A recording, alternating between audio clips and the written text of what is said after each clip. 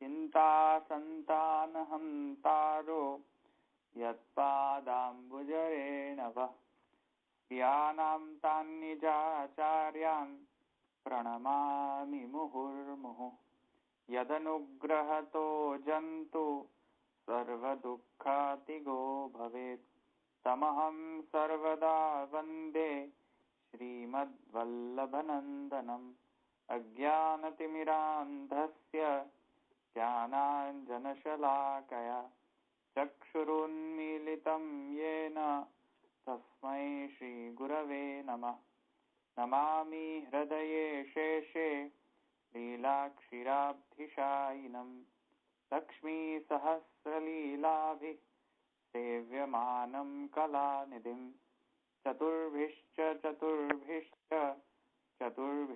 स्त्रिभिस्तथा षड्भिर्विराजते योऽसौ પંચધારદયે મમ. હવે આપણે ગઈ વખતે અણુભાષ્યમાં જે આપણે પોઈન્ટ્સ જોયા હતા એ 1 by 1 આપણે લઈ લઈએ, પછી આપણે આગળ વધીએ. તો પહેલો જે આપણે ગઈ વખતે પોઈન્ટ જે ડિસ્કસ કર્યો તેમાં મેઘાબેન તમારે કઈ કેવું છે? પહેલો કયો શું પોઈન્ટ ડિસ્કસ કર્યો હતો?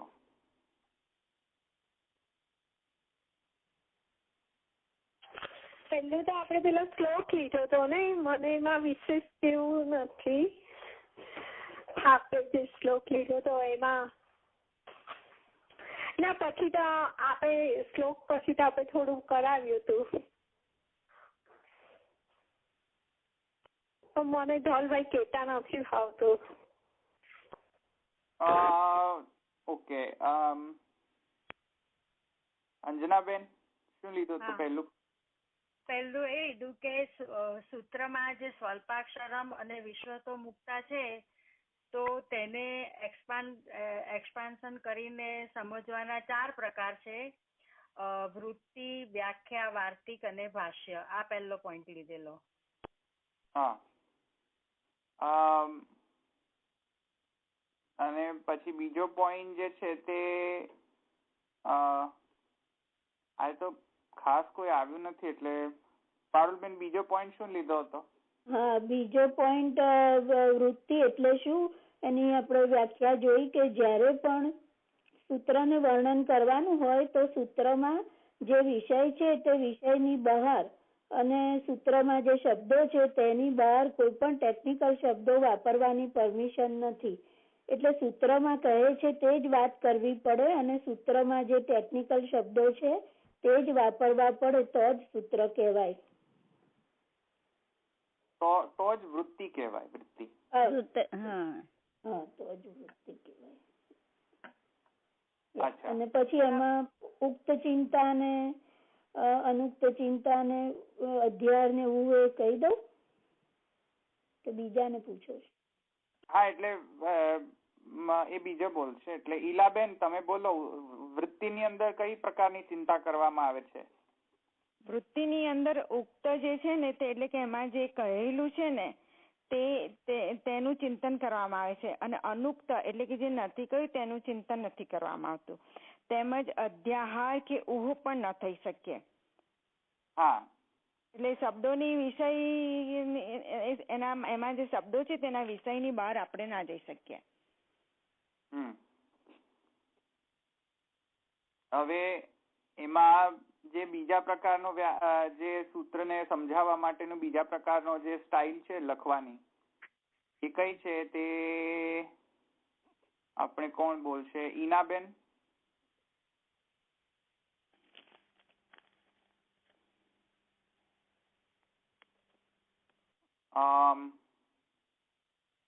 હા, દશરથભાઈ. હા, બીજો જે પ્રકાર આપણે સમજ્યા એ વાર્તિક, એટલે કે વાર્તિક એ સૂત્ર પ્રતિકૂલ અર્થ વર્ણન છે આપી સત્વાર્થ. એટલે કે વૃત્તિમાં જે કહ્યું છે તે જ વિષય તે જ વસ્તુ વાર્તિકમાં પણ હોય જ. અને આ વાર્તિકમાં એક એ છે વિશેષતા કે સૂત્રથી એમાં પ્રતિકૂળ અર્થ પણ કરી શકે. એટલે કે ઉક્ત ચિંતા તો કરી શકે, પણ સૂત્રકાર જે કહેવાનું ભૂલી ગયો હોય કે રહી ગયું હોય તેને પણ એ કહી શકે છે. એટલે કે દાખલા તરીકે સૂત્રકારે આ જે ભાષામાં કે શબ્દોમાં જે કહેવું જોઈએ તે ન કહ્યું તો તે આમ કહેવું જોઈએ એવું એ કહી શકે છે એમ. એટલે અહીંયા ઉક્ત, અનુક્ત અને દુરક્ત એ ત્રણેય કરી શકે છે. ઓકે, અહીં સુધી લીધું હતું ને આપણે? અને ભાષ્યની વ્યાખ્યા તમે લખાઈ હતી ધવલભાઈ? લખાવી. હા, તો ભાષ્યની વ્યાખ્યા જે છે તે કોણ બોલશે? હવે કોણ બાકી રહ્યું? બોલી જાઉં ધોલ? નૈનાબેન રહ્યા. નૈનાબેન બોલી જાઓ. હા, બોલી જાઉં. ભાષ્યના લક્ષણ. સૂત્રાર્થો વર્ણયતે યત્ર વાક્યૈ સૂત્રાનુસારિભિ સ્વપદાની ચ વર્ણયન્તે ભાષ્યમ ભાષ્ય વિદો વિદુ. ઓકે. નૈનાબેન અહીંયા આગળ સોરી હું કહું છું તમને, વાક્ય હિ પછી રહી ગયું. વાક્ય હિ સૂત્રાનુસારિભિ અને સ્વપદાની. સ્વપદાની ચ. પદાની એટલે એના માથે મીંડું આવે, ના માથે ના નથી આવે ધવલભાઈ? ના, સ્વપદાની ચ નથી લખાયું, સ્વપદાની ચ એવું લખાયું. Okay okay okay. સ્વપદાની ચ વર્ણ્યન્તે છે, સ્વપદાની નથી. સ્વપદાની એટલે પ્લુરલ ફોર્મમાં યુઝ કર્યો છે, બહુવચન. હા. ઓકે, અહીંયા સુધી બરાબર છે. હવે આપણે એટલે વૃત્તિ જોઈ, આપણે વ્યાખ્યા આપણે નથી જોયું, વાર્તિક જોયું, હજુ ભાષ્ય નથી જોયું. એટલે વ્યાખ્યા અને ભાષ્ય હવે આપણે લઈએ, રાઈટ?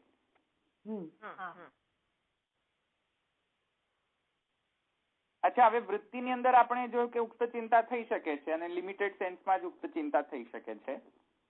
હવે ઉક્ત ચિંતા શું એ બધું હવે ટેકનિકલ ટર્મ સમજાવી દીધું છે, એટલે હવે હું એને વિસ્તારથી નથી લેતો.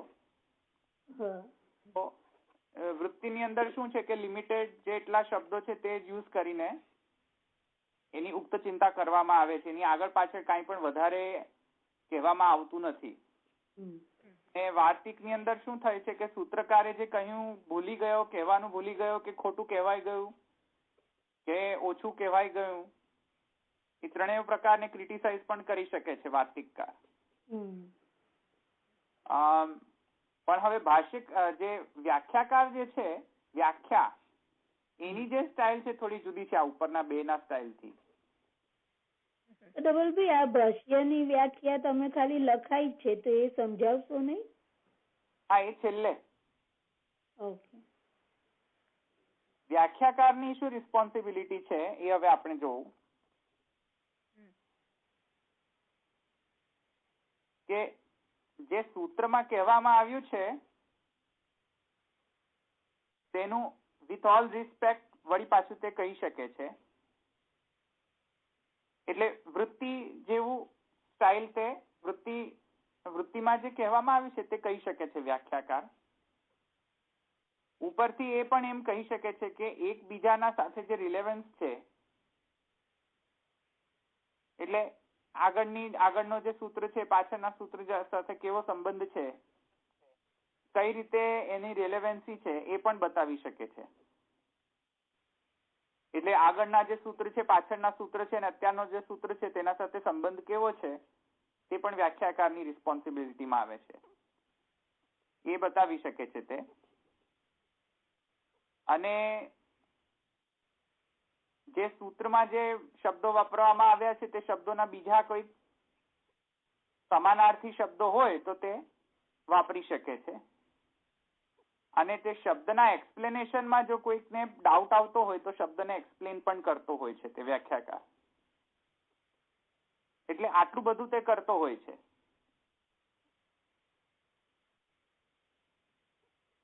હવે એ બધા ઉપરથી તે અધ્યારાર્પણ પણ કરી શકે છે વાર્તિકકારની જેમ. અને પણ જે વાર્તિકકારની જેમ જે આ નથી કરી શકતો એ શું હોય છે કે વાર્તિકકારની જેમ તે શું છે કે ક્રિટિસાઇઝ નથી કરી શકતો. સમજમાં આવ્યું? એટલે પેલું જે દુરુક્ત જે છે તે નથી કરી શકતો આ વ્યાખ્યાકાર. અધ્યારાર્પણ કરી શકે છે પણ દુરુક્ત નથી કરી શકતો, દુરુક્ત ચિંતા નથી કરી શકતો વ્યાખ્યાકાર. વાર્તિકકાર શું કરે છે? દુરુક્ત ચિંતા કરી શકે છે. વ્યાખ્યાકાર દુરુક્ત ચિંતા નથી કરી શકતો, ક્રિટિસાઇઝ ન કરી શકે. સૂત્રકારને ક્રિટિસાઇઝ ન કરી શકે વ્યાખ્યાકાર. આવ્યું ને સમજમાં? વ્યાખ્યાકાર જે છે તે અધ્યારાર્પણ પણ કરી શકે ને ઊહ પણ કરી શકે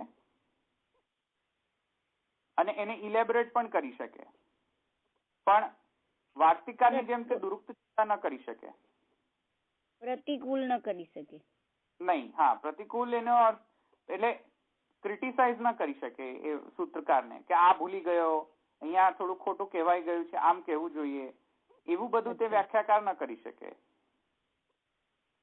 તો વ્યાખ્યાકારની થોડીક જુદી રિસ્પોન્સિબિલિટી છે, વાર્તિકકારની જુદી રિસ્પોન્સિબિલિટી છે, અને વૃત્તિકારની જુદી રિસ્પોન્સિબિલિટી છે. આવી રીતે વ્યાખ્યા પણ જુદી પડે છે, વ્યાખ્યાની સ્ટાઇલ પણ જુદી પડે છે. અહીંયા કોઈને ડાઉટ છે? અહીંયા તમે કહ્યું ને ધોલભાઈ કે આ વ્યાખ્યાકાર અધ્યાહાર કરી શકે, ઊહ કરી શકે, ને પછી શું કહ્યું એવું ના સમજાયું. એટલે એનું ઇલેબોરેશન કરી શકે. ઇલેબોરેશન એટલે વધારે થોડો વિસ્તાર કરીને અધ્યાર કેમ કરી રહ્યો છે કે હું કેમ કરી રહ્યો છે તેનો વિસ્તાર કરી શકે છે, એનું કારણ આપી શકે છે.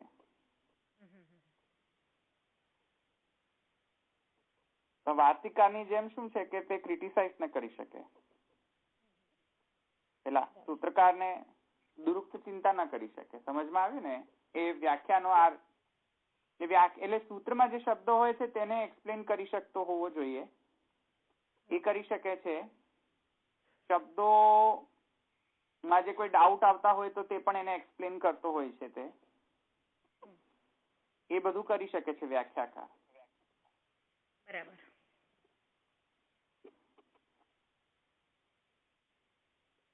એટલે આપણે જે સુરત ગ્રંથમાં જે પણ વ્યાખ્યા જોઈતા હોઈએ છીએ તો એ કઈક એવી સ્ટાઇલ મળે છે આપણને. જે બીજા બધાની ટીકા જોઈએ છે તો એવી કઈક સ્ટાઇલ મળે છે. એ સ્ટાઇલ વૃત્તિની નથી હોતી કે એ સ્ટાઇલ વાર્તિકની પણ નથી હોતી. એ મોસ્ટ ઓફ વ્યાખ્યા સાથે મળતી આવે છે. એટલે ધવલભાઈ ટીકા અને વ્યાખ્યા એ એક જ અર્થ છે. હા, એટલે એની સ્ટાઇલ, લખવાની સ્ટાઇલ વ્યાખ્યાની સ્ટાઇલ હોય છે એમ. અચ્છા. એટલે એવું અહીંયાથી લાગી રહ્યું છે એમ કે વૃત્તિકાર કે વાર્તિકકારની જેમ નથી લખવામાં આવતી ટીકા. આવા કઈક પ્રકારથી એ વ્યાખ્યાન થતું હોય છે.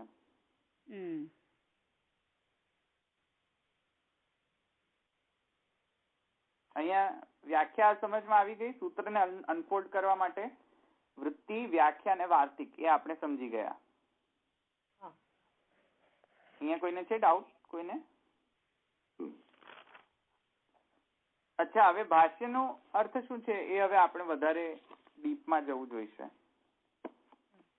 તો ભાષ્યના અર્થમાં એ કહે છે,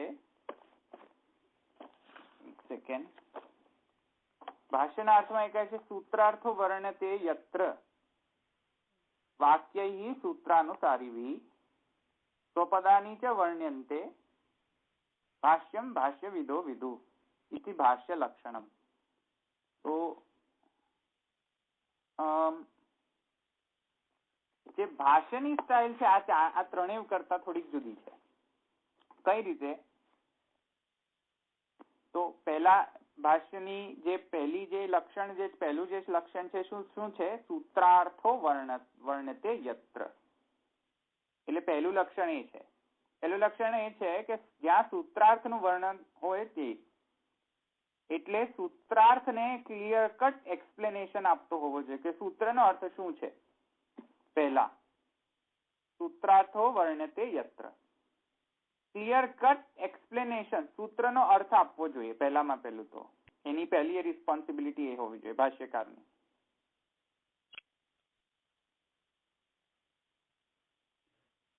બીજી એ છે કે એની જે સ્ટ્રક્ચર હોય આખું સૂત્રને એને ઇન્ટેક્ટ તે રાખતો હોવો જોઈએ. એ આગળ પાછળ કઈક એવી રીતે કરતો ન હોવો જોઈએ. સ્ટ્રક્ચર આખું જે સૂત્રનું છે એને ઇન્ટેક્ટ રાખતો હોવો જોઈએ. તે મન ફાવે તેમ શું છે કે શબ્દને તે મિસયુઝ ન કરતો હોવો જોઈએ. મન ફાવે તેમ સ્ટ્રક્ચર એનું જે છે ફિઝિકલ સ્ટ્રક્ચર તે ઇન્ટેક્ટ રાખતો હોવો જોઈએ. માને શાસ્ત્ર યોનિત્વાદ લખ્યું હોય તો શાસ્ત્રનો અર્થ જસ્ટ ખાલી વેદ ન કરી શકે. તે એ રીતે અર્થની દૃષ્ટિથી પણ તે આવું ન કરી શકે. અને જે સ્ટ્રક્ચર છે આ સૂત્રનો એ પણ એને પણ ઇન્ટેક્ટ રાખતો હોવો જોઈએ. તો માને શાસ્ત્રની જગ્યાએ તે વેદ ન યુઝ કરી શકે. સમજમાં આવ્યું? ટર્મ્સ જે છે એના સૂત્રોમાં આવેલા જે શબ્દો છે તે શબ્દો સાથે તે પ્લે ન કરતો હોવો જોઈએ. માને એમ ન લખતો હોવો જોઈએ કે અચ્છા સમજી ગયા, હવે શાસ્ત્ર યોનિત્વાદ તો અહીંયા શાસ્ત્રનો મતલબ તો વેદ જ ગણવો જોઈએ, તો અહીંયા શાસ્ત્ર નહીં લઈને વેદ યોનિત્વાદ એમ લખો. એવું ન કરતો હોવો જોઈએ. એટલે વૃત્તિના પ્રકારથી એક્સપ્લેનેશન કરતો હોવો જોઈએ. જે વ્યાખ્યામાં જે સમાનાર્થી શબ્દો છે કે જે એકદમ ક્લોઝેસ્ટ એના મિનિંગ સાથે મળતો આવતો હોય એવા શબ્દો તે એક્સપ્લેન કરવા માટે યુઝ કરી શકે છે, પણ પોતાનો કોઈ કોન્સેપ્ટ ત્યાં એડ ન કરી શકે. સમજમાં આવ્યું? પોતાનો ઇન્ડિપેન્ડન્ટ કોન્સેપ્ટ ત્યાં રજૂ ન કરી શકે. તો ધવલભાઈ, વૃત્તિ ને ભાષ્યમાં આમ ફેર શું થાય? હજુ લઈ રહ્યો છું, હજુ પૂરું નથી કર્યું. એટલે આટલે સુધી સમજમાં આવ્યું? એટલે એટલું કરીને પછી તે શું કરી શકે છે? વાક્ય ઈ સૂત્રાનુસારી. આટલું કરીને ત્રીજું લક્ષણ શું છે એનું? તો કહે છે સ્વપદાની ચ વર્ણ્યતે. સ્વપદાની ચ વર્ણ્યતે ત્યારે આવે કે જ્યારે એને એક થોડોક વધારે પ્રિવિલેજ મળતો હોવો જોઈએ. એટલે ભાષ્યકારને થોડુંક એ પ્રિવિલેજ હોય છે કે સ્વપદાની ચ વર્ણ્યતે, એટલે પોતાના પદ રાખીને તે વર્ણન કરી શકે છે. એને એ પ્રિવિલેજ આપવામાં આવી હોય છે. એટલે જ્યારે વૃત્તિ પરફેક્ટ થઈ હોય, માને સૂત્રાર્થો વર્ણતે યત્ર વાક્ય સૂત્રાનુસારી ભી, એ પ્રકારની વૃત્તિ પરફેક્ટ કરી દે, પહેલા એની એ રિસ્પોન્સિબિલિટી પરફેક્ટલી રીતે એક્સપ્લેન કરી દે વૃત્તિની જેમ, પછી શું એનો પ્રિવિલેજ, એડિશનલ પ્રિવિલેજ તેને મળે છે? તો કહે છે સ્વપદાની ચ વર્ણ્યન્તે. આ એને એક્સ્ટ્રા પ્રિવિલેજ મળતો હોય છે. પણ ક્યારે? કે જ્યારે એને સૂત્રાર્થો વર્ણતે યત્ર વાક્ય સૂત્રાનુસારી ભી એ થઈ ગયું હોય પછી. હવે સ્વપદાની ચ વર્ણ્યન્તે એ કઈ રીતે? તો એ કહી રહ્યા છે કે વૃત્તિની અંદર જે તમે એક્સપ્લેન કર્યું, તમે જે વૃત્તિની અંદર સૂત્રાર્થ નું એક્સપ્લેન કર્યું, સૂત્રાર્થ લખ્યો અને જે વાક્યો વાપર્યા સૂત્રના અર્થને સમજાવવા માટે, એમાંથી જે નીકળતો સિદ્ધાંત જે છે તે સિદ્ધાંત અનુસાર વધારે તમને જો એક્સપ્લેનેશન કરવું હોય, સંદેહનું વારણ કરવું હોય, તો પોતાનું એક્સપ્લેનેશન પણ તે આપી શકે છે. સ્વપદાની ચ વર્ણ્યતે. સમજમાં આવ્યું? એટલે સૂત્રાર્થો વર્ણ્યતે યત્ર વાક્ય સૂત્રાનુસારી ભી, એટલે સૂત્રાર્થ તમે કહી દીધો પહેલામાં પહેલું. એ સૂત્રાર્થને સમજાવવા માટે તમે સૂત્રાનુસારી ભી શબ્દ વાપરીને વાક્યો પણ વાપર્યા. આટલી રિસ્પોન્સિબિલિટી પતી ગયા પછી કોઈક સંદેહ વારણ આવતું હોય તો તે કરી શકે છે. સંદેહ વારણ એટલે શું? કે જો કોઈક આમ કહે તો અમે આમ કહીએ છીએ, તેનો ઉત્તર પક્ષ વગેરે વગેરે. તો સંદેહ વારણ પણ તે કરી શકે છે કે નહીં?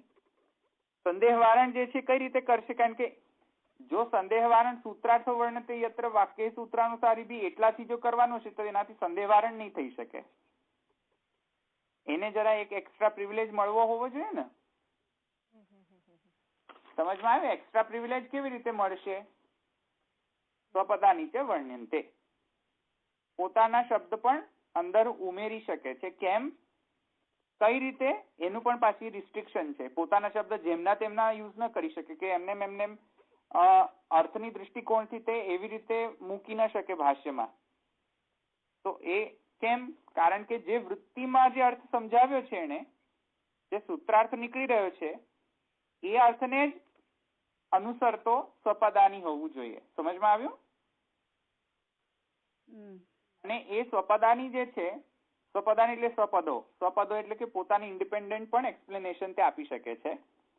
અને એ પોતાનું ઇન્ડિપેન્ડન્ટ એક્સપ્લેનેશન વૃત્તિમાં જે લખ્યું છે તેણે એનાથી કોઇન્સાઇડ થવું જોઈએ, એનાથી અનુસારીણી હોવું જોઈએ, એને અનુસાર હોવું જોઈએ. અને એ જે સંદેહવારણ માટે એને જે સ્વપદાની જે વર્ણન તે લખ્યું છે તે પૂર્વ પક્ષ ને ઉત્તર પક્ષના પક્ષથી પણ તે કરી શકે છે. અને પૂર્વ પક્ષ લખી શકે છે સ્વપદાની ચ વર્ણન તે, અને એમાં ઉત્તર પક્ષ પણ તે લાવી શકે છે સંદેહવારણ માટે. અને ઉત્તર પક્ષમાં પણ જે કાંઈ પણ તે સિદ્ધાંત રજૂ કરશે, he has to take care કે જે એને વૃત્તિમાં જે સિદ્ધાંત રજૂ કર્યો છે તે સિદ્ધાંત રજૂ કરે અને પ્રૂવ કરે. સમજમાં આવ્યું? તો સમજમાં આવ્યું ભાષ્યકાર? હા, વૃત્તિનો જે સિદ્ધાંત છે એ સિદ્ધાંત જ કહી શકે ને. સિદ્ધાંત, હા, સૈદ્ધાંતિક દૃષ્ટિકોણથી તે વૃત્તિ જ કરી શકે, પણ એ સિદ્ધાંતને સંદેહ વારણ આવતું હોય, કોઈ સંદેહ આવતો હોય તો તેના વારણ માટે કે એક્સપ્લેનેશન તે પોતાનું આપી શકે છે. હા, પોતાનું એક્સપ્લેનેશન તે આપી શકે છે. વાર્તિકકારની જેમ એક્સપ્લેનેશન આપી શકે છે, પણ તે શું કરે છે કે દુરુક્ત ચિંતા પણ કરે છે. અહીંયા દુરુક્ત ચિંતા ન કરી શકે. વ્યાખ્યાકારની જેમ બસ જસ્ટ ખાલી એને શબ્દોના અર્થ કે વાક્યનો અર્થ આપીને એક લિમિટેડ સેન્સમાં, તે વ્યાખ્યાકારની જેમ તે લિમિટેડ સેન્સ નથી હોતી તેની, વધારે એક પ્રિવિલેજ પણ આપવામાં આવતો હોય છે તેને ભાષ્યકારને. અને ભાષ્યકારની એડિશનલ પ્રિવિલેજ શું છે? સ્વપદાની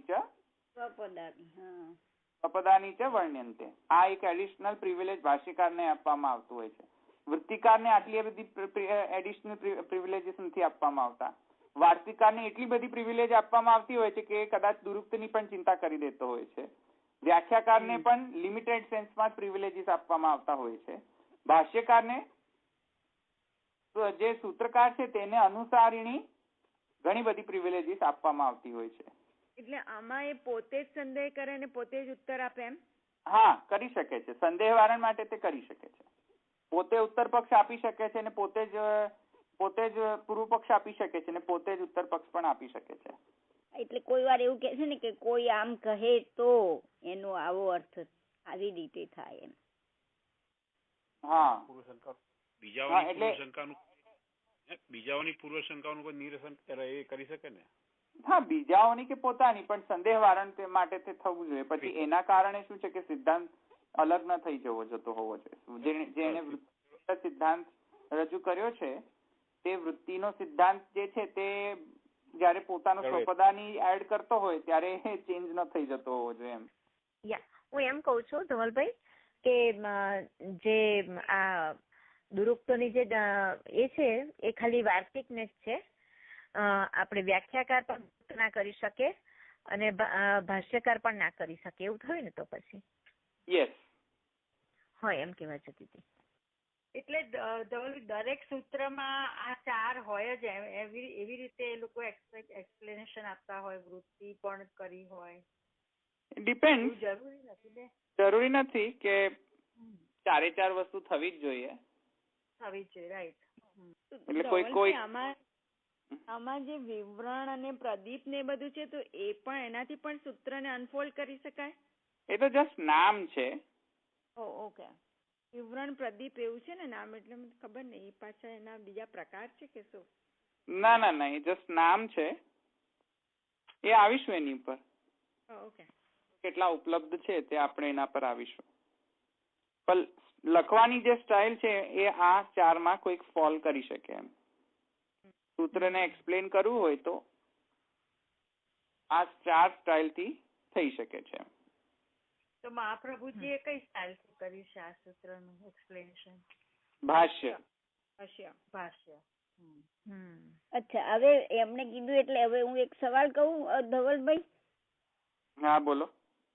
મહાપ્રભુજી એ જે રીતે કર્યું છે અને શ્રી ગુસાઈજીએ જે રીતે કર્યું છે એ બંનેમાં કઈક ફેર છે એવું મેં સાંભળ્યું છે, એટલે એ કઈ રીતનું છે?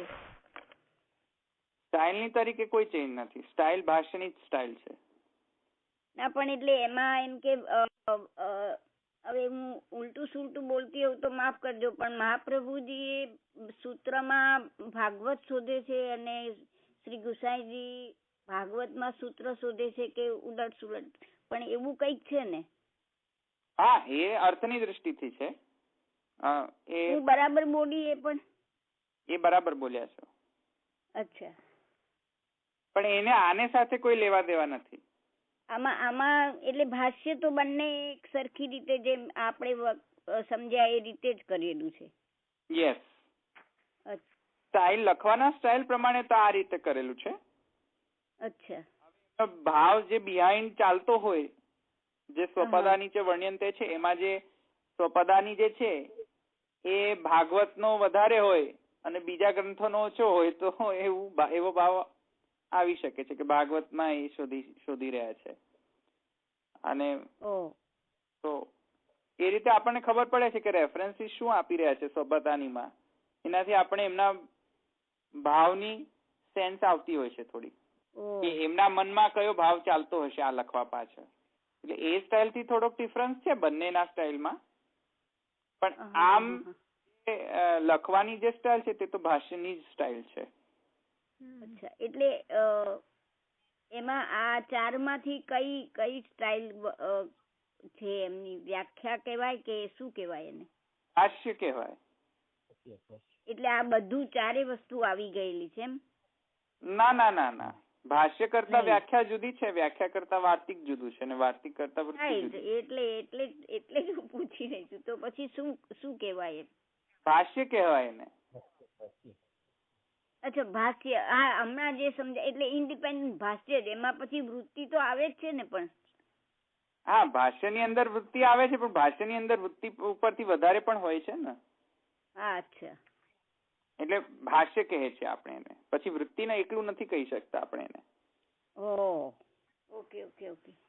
તો ધવલભાઈ, હા, આ ભગવદ ગીતામાં જણાવ્યું છે ને કે 1 થી જે 6 અધ્યાય છે એ સૂત્ર રૂપ છે, 7 થી 12 અધ્યાય સૂત્રની વૃત્તિ રૂપ છે અને 13 થી 18 અધ્યાય ભાષ્ય રૂપ છે. એટલે આ તમે કહ્યું એ રીતે સમજવાનું? હા. એટલે અહીંયા એટલે તો આપણે મહાપ્રભુજીના ભાષ્યને અણુભાષ્ય કહીએ છીએ ને. શાંકર ભાષ્ય કહીએ છીએ, રામાનુજ ભાષ્ય કહીએ છીએ, રાઈટ?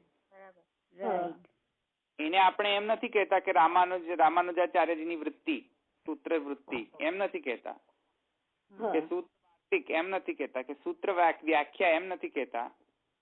કહીએ છીએ સૂત્રનું ભાષ્ય એમ કહીએ છીએ. એટલે ભાષ્ય કહીએ તો શબ્દ આપણે જો ભાષ્ય વાપરતા હોઈએ તો આપણે આ લક્ષણો એક્સપેક્ટ કરવા જોઈએ. આ બધા જે લક્ષણો કહ્યા છે ભાષ્યના એ આવ્યું સમજમાં? એ સુધી એવા બી કોઈ ગ્રંથો હોય કે જેને એમ વૃત્તિ એવી રીતે સંબોધન કર્યું હોય છે? એ આપણે લઈશું. છે આપણા એટલે બ્રહ્મસૂત્ર પર વૃત્તિ કરેલી છે, આપણા બાળકોએ કરેલી છે વૃત્તિ. વાર્ષિક લેખને ફ્રીડમ થોડી વધારે આપી, નહીં દુરુપયોગ તો એ કરી શકે હે ને? હા, તો વૃત્તિ પણ મળે છે. બ્રહ્મસૂત્ર પર વૃત્તિ પણ મળે છે. બાળકોએ લખેલી છે, આપણા આચાર્યોએ લખેલી છે, પૂર્વાચાર્યોએ. ભાષ્ય પણ મળે છે. તે મહાપ્રભુજી અને ગુસાઈજીએ લખેલું છે. પણ શામુબાવામાં એમાં એવું સાંભળ્યું કે એમ એમ કે શ્રી ગુસાઈજીએ અનર્થ કરી દીધો એમ કે આવું લખીને. એટલે એ પછી મને એમ થયું કે કઈક જુદી જ રીતે એમની સ્ટાઇલ હશે. ના, એ સમજમાં ના આવ્યું. એ શું કહ્યું તમે? એટલે એમ કે શ્રી ગુસાઈજીએ જે રીતે ભાષ્ય કર્યું છે ને એના માટે એવી રીતે કહેવાય છે કે ઓહો અનર્થ કરી દીધો, એમ કે શ્રી ગુસાઈજી આવી રીતે લખીને એનું કઈક શબ્દ ખાસ વાપર્યો છે એમણે, સમથિંગ વાપર્યો છે એવી રીતે. જે એટલે સ્ટાઇલ જુદી છે, મહાપ્રભુજીની જે સ્ટાઇલ છે એનાથી શ્રી ગુસાઈજીની સ્ટાઇલ જુદી છે. એટલે લખવાની સ્ટાઇલ એક જ છે, પણ એમની જે સ્વપદાની છે એ જુદા છે. અચ્છા. એટલે સૂત્રાર્થો વર્ણતે યત્ર વાક્ય સૂત્રાનુસારી ભી એ બધું એક જ છે. સ્વપદાની જયારે આવે ત્યારે થોડી પ્રિવિલેજ મળે ને પોતાના શબ્દો રાખવાની. રાઈટ. એ જે એમના રીતે વાપરતા હોય, મહાપ્રભુજી એમના રીતે પ્રિવિલેજ વાપરતા હોય. હવે મહાપ્રભુજીને વેદમાંથી રેફરન્સ વધારે ગમતો હોય તો એ વેદમાંથી આપતા હોય છે સ્વપદાનીમાં, અને શ્રી ગુસાઈજીને સ્વપદાનીમાં ભાગવત વધારે ગમતો હોય છે, તો જ્યાં ને ત્યાં સ્વપદાની આવે ત્યારે એમાં ભાગવતના રેફરન્સીસ આપતા હોય છે. સૂત્રને એક્સપ્લેન કરવા માટે ભાગવત આપતા હોય છે રેફરન્સીસ. અચ્છા. તો એ દ્રષ્ટિકોણથી એમની સ્ટાઇલ થોડી જુદી પડે છે, પણ ભાષ્યની સ્ટાઇલ તો એની એ જ છે. એ પણ ભાષ્યની સ્ટાઇલથી લખી રહ્યા છે. મહાપ્રભુજી પણ ભાષ્યની સ્ટાઇલથી જ લખી રહ્યા છે. હવે સ્વપદાની ની અંદર એ ચૂઝ કરી શકે ને, હું એ આવીશ એ ટોપિક ઉપર. ઓકે. અહીંયા સુધી સમજમાં આવી ગયું? ઓકે. હવે જે બીજી ચિંતા આપણને થાય છે એ ચિંતા એ હોય છે, પ્રશ્ન એ થાય કે આ જે સ્વપદાની જે છે એ કઈથી લાવવું? કોઈ મનગળત રીતે બનાવી દેવું સ્વપદાની? સ્વપદો ક્યાંથી લાવવા? એ તો હવે પ્રશ્ન થશે ને. હા, તો એ સમજ્યા તમે? પેલા પ્રશ્ન સમજ્યા? એટલે તમે હમણાં કહ્યું ને કે મહાપ્રભુજી વેદમાંથી સ્વપદાની લે છે અને ગુસાઈજી ભાગવતમાંથી લે છે, એવી રીતે? યસ. સમજવાનું એ રીતે એ ટોપિક પર આવું જ છું હવે. એટલે હવે આપણે સમજવું પડશે કે સ્વપદો ક્યાંથી લાવવા. કારણ કે આપણે જો ભાષ્ય લખવા બેસીએ તો સ્વપદો ક્યાં ને ક્યાંથી લઈ આવીએ, કોઈ ના કોઈ ક્યાંથી પણ લઈ આવીએ. સ્વપદો એવી રીતે ના આવી શકે. સમજમાં આવ્યું ને? એવી રીતે કઈ એટલી બધી પ્રિવિલેજીસ ભાષ્યકારને નથી આપવામાં આવતી કે સ્વપદો પોતાના મેળે જ પછી એમ લખે કે અમે આમ ગણીએ છીએ, અમે કઈક નવીનતા વિચારીએ છીએ, ન્યૂ થિંકિંગ કરીએ છીએ. એવું બધું ન થાય. સ્વપદાની એટલે એનો મતલબ એવું નથી. પાછું એ બી શાસ્ત્રમાંથી જ આવવું જોઈએ એમ. હા, સ્વપદાની પણ પાછા શાસ્ત્રમાંથી આવવા જોઈએ. સ્વપદાની કઈ એમને પોતાના જાતે લખેલું ન હોવું જોઈએ. સ્વપદાની જે લખે છે એનો મૂળ સિદ્ધાંત પાછો શાસ્ત્રમાંથી જ આવવો જોઈએ. સમજમાં આવ્યું? પછી સ્વપદાની તો કેવી રીતે કહેવાય? એ તો એની મજા છે ને. એ મેં હમણાં પહેલા સમજાવ્યું હતું ને કે એની જે ચક્રવર્તીતા છે આ કોઈ નવો તે આપી શકે છે, પણ એ એવું સમજે છે કે મેં નવો સિદ્ધાંત આપ્યો જ નથી, મેં તો શાસ્ત્રમાંથી કહેલું છે. બરાબર. At the very same time, the same Vedas can be interpreted and can be interpreted in the form of Vishishtadvait. Same Shrutis can be interpreted in the form of Shuddhadvait. Same Shrutis can be interpreted in the form of Kevaladvait. વિશ્વતોમુખ થઈ ગયું ને પછી. હા, exactly. હવે સમજી ગયા. હવે સ્વપદો જે છે એ જો વાપરશે તો વિશ્વતોમુખતાને લાવશે ને. હા, લાવવું જ પડે ને. બરાબર. હવે એના કારણે શું છે કે સ્વપદો જે છે એ એટલા બધા પ્રિવિલેજ નથી આપવામાં આવતો કે સ્વપદો એટલે કે વાપરો, જે વાપરવું એ વાપરો, જે એક્સપ્લેન કરવું એ એક્સપ્લેન કરો. એવું ન થઈ શકે. સ્વપદોનો મતલબ છે કે જે વૃત્તિની અંદર તમે જે સિદ્ધાંત સ્થાપિત કર્યો, તે વૃત્તિની અંદર જે સિદ્ધાંત સ્થાપિત કર્યો છે ભાષ્યની અંદર, એ ભાષ્યની અંદર જયારે તમે સ્વપદો ચાલુ કરો સમજાવવાનું, તો એનાથી વળગીને રહો. બરાબર. હવે એ વળગીને રહેવું હોય તો તમે કોઈક પૂર્વ પક્ષ રજૂ કરશો, કોઈક ઉત્તર પક્ષ રજૂ કરશો. તો પૂર્વ પક્ષ રજૂ કરવા માટે પણ શાસ્ત્રના વચનો જોઈશે, ઉત્તર પક્ષને સમજાવવા માટે પણ શાસ્ત્રના વચનો જોઈશે. તો સ્વપદો એનાથી લાવવા પડશે. સ્વપદો કઈ એમ એવું નહીં કે ચલો મહાપ્રભુજી કહી રહ્યા છે કે અમે આમ કહી રહ્યા છે એટલે બસ છૂટી જાઓ પછી અમે આમ કહીને. ઇન્ડિપેન્ડન્ટ થિંકિંગ એવું ન ચાલે.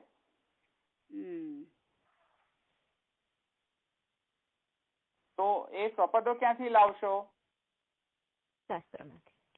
શાસ્ત્રમાંથી. હવે શાસ્ત્ર કયા છે એ વળી પાછા વિચારવા પડશે.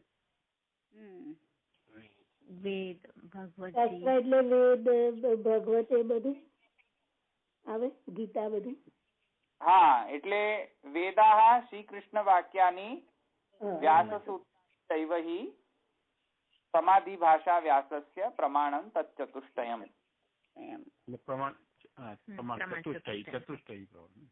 હા, પ્રમાણ ચતુષ્ટય જે છે તેનામાંથી તે લાવી શકે છે, પણ એવું જરૂરી નથી કે પ્રમાણ ચતુષ્ટય માંથી જ લાવે.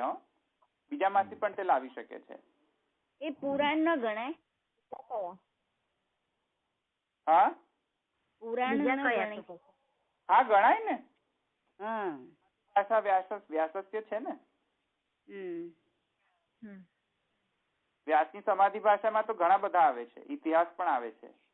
હા, આવે છે. હા, બરાબર. અને વ્યાસસૂત્રાણી ની અંદર શું છે કે વેદાહ શ્રી કૃષ્ણની વ્યાસસૂત્રાણી ચૈવહિ છે. તેથી કરીને ત્યાં એમ કહે છે પુરુષોત્તમજી કે જૈમિની સૂત્ર પણ ગણી લેવું જોઈએ. અહીં કઈ એક ચાર જ નથી કઈ, પછી તો જૈમિની સૂત્ર પણ આવશે ને. રાઈટ. પૂર્વકાંડની જે સૂત્રો છે તે જૈમિની સૂત્ર કહેવાય, અને ઉત્તરકાંડના જે સૂત્ર છે તેને વ્યાસ સૂત્ર કહેવાય. સમજમાં આવ્યું? પણ જૈમિની સૂત્રમાં પણ એવું ખરું ને કે વ્યાસજીના મત અનુસાર હોય તે જ માન્ય, કેવું નહીં? હા, એટલે જૈમિની સૂત્ર જે છે નહીં, એટલે હું તે સમજાવીશું, એના પર આવીશું. તો પેલા એ સમજો કે વેદા શ્રી કૃષ્ણ વાક્યાની વ્યાસ સૂત્રાણી ચૈવહિ, તેમાં જૈમિની સૂત્ર પણ આવે છે. સમાધિ ભાષા વ્યાસસ્યમાં પણ એકલું કઈ ભાગવત નથી આવતું, ઘણું બધું આવે છે. તો એમાં વેદામાં પણ વધારે આવે છે. પૂર્વકાંડ ઉત્તરકાંડ બંને આવે છે, ઉપનિષદ આવે છે, ઘણું બધું ત્યાં વેદામાં પણ આવે છે. એકલું કઈ વેદ નથી આવતું, એમાં સંહિતા, આરણ્યક, બ્રાહ્મણ, ઉપનિષદ બધું જ આવે છે. ઉપવેદ પણ આવે છે. તો ઘણા બધા આવે છે. એવું જરૂરી નથી કે વેદમાં ખાલી સંહિતા જ ભાગ આવશે. વેદમાં તો બધા, વેદ તો એટલો મોટો છે કે બધા જ ભાગ આવે છે તેની અંદર. પણ હવે એક વાત સમજો કે એવું જરૂરી નથી કે આ 4 શાસ્ત્રમાંથી કે 5 શાસ્ત્ર કે 6 શાસ્ત્રમાંથી શબ્દો આવે સ્વપદાની. એવું જરૂરી નથી. એટલે એ કઈ રીતે, તો એ આપણે હવે સમજવું જોઈએ કે સ્વપદો એટલે એનું શું રોલ છે સ્વપદોનો. એને જાણવા માટે આપણે પહેલા સમજવું જોઈએ કે જયારે મહાપ્રભુજી એમ કહે છે વેદાહ શ્રી કૃષ્ણ વાક્યાની વ્યાસ સૂત્રાણી ચૈવહિ સમાધિ ભાષા વ્યાસસ્ય પ્રમાણમ તચ્ચતુષ્ટયમ, જયારે એમ કહેતા હોય ત્યારે પ્રમાણમ તચ્ચતુષ્ટયમ જે કહે છે તેમાં ઘણા લોકો તેને મિસઇન્ટરપ્રિટ કરે છે કે ત્યાં પ્રસ્થાન ચતુષ્ટય છે, એટલે 4 પ્રસ્થાન છે એમ કહે છે. પણ એ વાત ખોટી છે, નથી. એક જ પ્રસ્થાન છે, અને એક જ પ્રસ્થાનથી એક જ સિદ્ધાંત પર જવાની વાત કરી રહ્યા છે. સમજમાં આવ્યું ને? પ્રસ્થાન ના સમજાયું ધોલભી. પ્રસ્થાન શું છે? પ્રસ્થાન એટલે જવાનો ગેટ. પેલો એરપોર્ટમાં જોવો છો કે નહીં પ્રસ્થાન?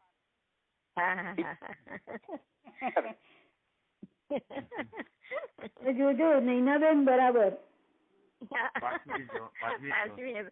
કઈશ કે પ્રસ્થાન આવ્યું, યાદ કરજો. એટલે ડિપાર્ટિંગ ગેટ જે છે ને પ્રસ્થાન કહેવાય. એટલે જ્યાંથી જર્ની શરૂ થાય તેને શું કહેવાય? પ્રસ્થાન કહેવાશે ને. એવું જર્ની જ્યાંથી શરૂ થાય તેને પ્રસ્થાન કહેવાય છે. તો જર્ની જે છે આપણી ક્યાંથી શરૂ થાય છે? મૂળ જર્ની ક્યાંથી શરૂ થવી જોઈએ, અથવા તો બ્રહ્મ જિજ્ઞાસાની વેદથી શરૂ થવી જોઈએ ને પ્રસ્થાન. હવે એ જર્ની જયારે આપણે વિચારની જર્ની શરૂ કરીએ તો વેદથી શરૂ થવી જોઈએ વિચારની જર્ની. હવે પછી તમે શું છે કે માને કે ન્યૂ જર્સી થી તમને મુંબઈ જવું હોય તો તમે શું કરશો? પ્રસ્થાન તમે એક જ પ્રસ્થાન લેશો કે નહીં? કયો પ્રસ્થાન લેશો? ન્યુયોર્ક છે તેનું પ્રસ્થાન લેશો. ન્યુયોર્ક થી તમને મુંબઈ જવું હોય તો ન્યુયોર્ક નું પ્રસ્થાન લેશો કે નહીં? પ્રસ્થાન લઈને પછી તમે એક વખત પ્રસ્થાન પરથી ગુજરી ગયા પછી વચ્ચે વચ્ચે જંક્શન્સ આવશે કે પ્રસ્થાન થોડી આવશે, વચ્ચે આવશે. એટલે કે જે ન્યુયોર્ક થી તમે વળી પાછો કોઈક બીજા ઇન્ટરનેશનલ એરપોર્ટ, દિલ્હીના ઇન્ટરનેશનલ એરપોર્ટ પર જાઓ, પછી ત્યાંથી વળી પાછા મુંબઈ જાઓ, તો એના કારણે કઈ પેલો દિલ્હી જે છે થોડી પ્રસ્થાન કહેવાશે તમારા માટે. તમારા માટે તો પ્રસ્થાન એક જ હતો ને, પહેલું હતું એ જ કહેવાશે ને પ્રસ્થાન. હવે એના કારણે તમે એમ થોડી કહેશો કે હવે દિલ્હી એ મારું પ્રસ્થાન છે, પેલું પણ પ્રસ્થાન છે ને પેલું પણ પ્રસ્થાન છે. અરે ભાઈ એવું જરૂરી, એવું કેવું કે કઈ રીતે કહી શકાય? કારણ કે જે ઇમિગ્રેશન થયું છે, બધી જે વિધિ જે બધી થઈ હતી તો તે પહેલા પ્રસ્થાનમાં પતી ગઈ. બરાબર.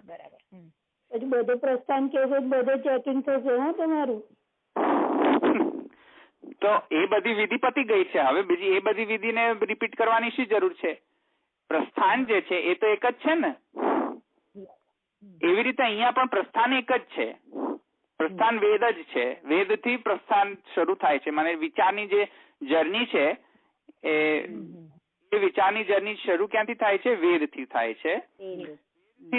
શરૂ થઈને શ્રી કૃષ્ણ વાક્યાની નો જંક્શન આવે છે. સમજમાં આવ્યું? પછી શ્રી કૃષ્ણની વાક્યાની થી એ જંક્શન પરથી આગળ વધીને બીજો જંક્શન આવે છે જૈમિની અને વ્યાસ સૂત્રાણી. વ્યાસ સૂત્રાણી ને જૈમિની સૂત્રાણી આવ્યું. પછી ત્યાં એ જંક્શન ને ક્રોસ કરીને આવે છે સમાધિ ભાષા વ્યાસસ્ય. હવે એ જંક્શન પરથી જયારે આપણે ડેસ્ટિનેશન પણ પહોંચીએ ત્યારે કયો ડેસ્ટિનેશન આવશે? અણુભાષ્યમાં જે સિદ્ધાંત છે મૂળ, એ પર આપણે પહોંચી જઈશું, મૂળ સિદ્ધાંત ઉપર. સમજમાં આવ્યું? એટલે એનો મતલબ 4 પ્રસ્થાન થોડી થયા કે એક વેદ પણ એક પ્રસ્થાન, પછી એક શ્રી કૃષ્ણ વાક્યાની પણ એક પ્રસ્થાન, વ્યાસ સૂત્રાણી પણ એક પ્રસ્થાન, સમાધિ ભાષા વ્યાસસ્ય પણ એક પાછો પ્રસ્થાન. તો એવા 4 પ્રસ્થાન નથી, જુદા જુદા 4 પ્રસ્થાન નથી. 4 પ્રસ્થાન માનવામાં શું પ્રોબ્લેમ છે કે ચારેય જણા ઇન્ડિપેન્ડન્ટ લાગશે તમને. એટલે ઇન્ડિપેન્ડન્ટ લાગશે એનો મતલબ કે વેદ કંઈક ઓર જ કહી રહ્યું છે, કૃષ્ણ વાક્યાની કંઈક ઓર જ કહ્યું છે, વ્યાસ સૂત્રાણી કંઈક ઓર કહ્યું છે, સમાધિ ભાષા વ્યાસસ્ય કંઈક ઓર જ કહે છે. એવું નથી. જો 4 પ્રસ્થાન ગણીશું તો આવો પ્રોબ્લેમ આવી જશે, દોષ આવશે આવો.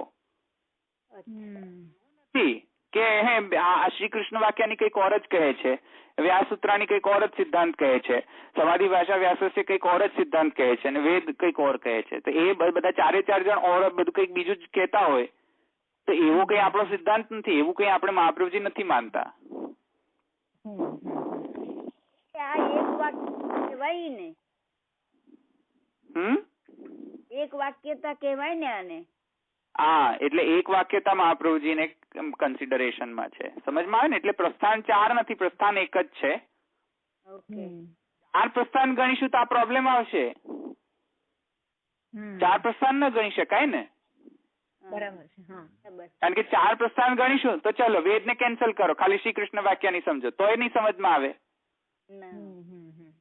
પછી તમે એમ કહેશો કે ચલો આને પણ શ્રી કૃષ્ણ વાક્યાની કેન્સલ કરો, જસ્ટ ખાલી વ્યાસ સૂત્રાણી ને સમજો. તો એ તો એવી રીતે થોડી સમજાશે. કનેક્ટેડ છે આખા જંક્શન તરીકે. તમને પાસ થવું પડશે બધા જંક્શનોથી. સમજમાં આવ્યું? તમે એમ કહો કે નહીં અહીંથી શરૂ કરો જર્ની, અહીંથી જર્ની શરૂ જ ન કરી શકાય. ભાઈ વેદમાં જવું પડે પાછું. જર્ની સ્ટાર્ટ કરવી હોય તો વેદથી સ્ટાર્ટ કરો. કહો કે ના અહીંયા પ્રસ્થાન તો છે જ ને, ચલો અહીંયાથી પ્રસ્થાન ચાલુ કરો. અરે ભાઈ એ અહીંયા પ્રસ્થાન નથી, એ જંક્શન છે. એટલે કોઈ પછી એમ પૂર્વ પક્ષ કરી શકે કે તેથી કરીને 4 પ્રસ્થાન છે, તેથી કરીને કોઈ એક પ્રસ્થાનને કાઢી દો તોય ચાલે. આ પ્રભુજી નથી કહેતા કે એક પ્રસ્થાન કાઢી લો તો ચાલે એમ. રાઈટ. બીજો દોષ ઉત્પન્ન થાય કે આ ચારે ચાર પ્રસ્થાન એકબીજાથી કનેક્ટેડ જ નથી, એવો પણ દોષ ઉત્પન્ન થાય. ચાર પ્રસ્થાન હોય તો કનેક્ટેડ હોવા જરૂરી થોડી છે. તમે એક વાત સમજો કે એ જંક્શન ના હોય, એ પ્રસ્થાન સ્થાન પણ હોય. ચાલુ કેસમાં એરપોર્ટ ની અંદર તો આપણે એવું જ સમજીએ છીએ ને, એરપોર્ટ જે હોય છે તે બધા પ્રસ્થાન તરીકે પણ વર્તતા હોય છે અને જંક્શન તરીકે પણ વર્તતા હોય છે, રાઈટ? કોઈને દિલ્હી થી મુંબઈ આવવું હોય તો પણ દિલ્હીનો એરપોર્ટ એના માટે પ્રસ્થાન ગણાશે, અને આપણે જયારે ન્યુયોર્ક થી મુંબઈ જતા હોય તો આપણા માટે તે જંક્શન ગણાશે. એરપોર્ટમાં તો એવું બની શકે છે કે જંક્શન અને પ્રસ્થાન એક જ એરપોર્ટ બિહેવ કરી શકે છે. અહીંયા શાસ્ત્રમાં એવું ન ચાલે. અહીંયા મહાપ્રભુજીના દ્રષ્ટિકોણથી એવું નથી. મહાપ્રભુજીની દ્રષ્ટિકોણથી એ છે કે તમારે જો શરૂ કરવી હોય યાત્રા પેલી અથવા તો બ્રહ્મ જિજ્ઞાસાની, તો ક્યાંથી શરૂ કરવી પડે? તમને વેદથી જ શરૂ કરવી પડશે. સમજમાં આવ્યું? પછી તમે ઇન્ડિપેન્ડન્ટલી સિદ્ધાંત રજૂ ન કરી શકો જસ્ટ ખાલી ગીતા વાંચીને કે ઓહો અચ્છા સમજી ગયા, ગીતા વાંચી લીધી ને બધું પતી ગયું, આવી ગયું. પછી એ તમે શું છે કે તમે વાંચ્યું તો ખરું તમે, પણ એની સાથે વેદની સંગતિ ક્યાં કરી? તમે પછી ગીતા વાંચો તો તમારું મન ગળંત રીતે ઇન્ટરપ્રિટેશન કરશો ગીતાનું. ઇન્ટરપ્રિટેશન સાચું છે એની શું ગેરંટી? મારી ગીતા પરની ઇન્ટરપ્રિટેશન સમજણ એ સાચી છે કે ખોટી, એનું ટચસ્ટોન શું? એનું પ્રમાણ વેદ હોવું જોઈએ ને, એનું મૂળ વેદ હોવું જોઈએ. ત્યાં કઈક એના મૂળિયા ત્યાં વેદમાં હોવા જોઈએ. તમે જે સમજો છો એ સમજણ તમારી આવી કઈ થી? જેવી થોડી છે કે નવું વિચારો ન્યુ થિંકિંગ, એવું કઈ નવીનતા તો અહીંયા લાવવાની નથી ને. તો એવી રીતે ભાગવત નું ભાષ્ય કરશો તો કઈ રીતે ભાષ્ય કરશો? ભાગવત ની વ્યાખ્યા કરશો તો ભાગવત ની વ્યાખ્યા કરશો તો કઈ એમને એમાં જાતે જ જે વિચારમાં આવશે તે વિચારથી ભાગવત ની વ્યાખ્યા કરશો? નહીં થાય. એવી રીતે નહીં ચાલે ને. એનું મૂળ જે વેદ જે છે તેનાથી પ્રસ્થાન કરવું પડશે ને તેમને. નહીં તો તમારો ઇન્ટરપ્રિટેશન ક્વેશ્ચનેબલ છે. ઇન્ટરપ્રિટેશન ક્વેશ્ચનેબલ છે એના કારણે શું થઈ પ્રોબ્લેમ થઈ જશે કે વ્યાસ સૂત્રની જો ભાષ્ય લખવાનું શરૂ કરશો તો એમાં ક્યાંક ને ક્યાંક ગરબડ ગોટાળા થશે. એમાં ક્યાંક વેદના કોઈ પણ મૂળ નહીં દેખાય, ગીતામાં એના મૂળ નહીં દેખાય. તો આવા બધા મિસઇન્ટરપ્રિટેશન થશે. એટલે મહાપ્રભુજી એમ ચોખ્ખું કહે છે કે જો મારા અણુભાષ્યમાં મેં જે કહ્યું છે એ તમને બે રીતે સમજમાં આવી શકે છે. કેમ કે મહાપ્રભુજી માટે બધા જ શાસ્ત્ર પ્રમાણ છે, પણ એ પ્રમાણનું પ્રમાણરૂપતા જે છે ક્યારે કન્સિડરેશન થાય કે જે સિદ્ધાંત વેદાહ શ્રી કૃષ્ણ વાક્યાની વ્યાસ સૂત્રાની ચૈવઈ સમાધિ ભાષા વ્યાસસ્ય તેનાથી જે સિદ્ધાંત મળતો હોવો જોઈએ એ સિદ્ધાંત બધા શાસ્ત્રમાંથી તમને એક વાક્યતા કરી શકો તો બધા શાસ્ત્ર તમારા માટે પ્રમાણ. ન કરી શકો તો પછી અત્યારે આટલા સુધી સંતોષ પામો. એટલે મહાપ્રભુજીના સિદ્ધાંતને સમજવા માટે બે રીતે સમજી શકાય છે કે અણુભાષ્યમાં મહાપ્રભુજી એક્સપ્લેન કર્યું છે લોજિકલી ઉપપત્તિ ને ઉત્પત્તિથી, તે તમે વાંચો અને સિદ્ધાંત સમજો શુદ્ધાદ્વૈત. અથવા તો એ ન સમજવું, એ જો તમને તૈયારી ન હોય તો પછી આખરી તૈયારી એ છે શું કે વેદ વાંચો, બધા વાંચો, પછી એનું ભાષ્ય વાંચો શ્રી કૃષ્ણ વાક્યાની વાંચો, એનું ભાષ્ય વ્યાસસૂત્ર વાંચો, વ્યાસસૂત્ર વાંચીને પછી આખી ભાગવત વાંચો ભાષ્ય. એમાંથી તમને જે એક વાક્યતા મળે તે પણ એ મારો સિદ્ધાંત હશે. કયો સહેલો? હવે સહેલો તો અણુભાષ્ય વાંચો ને.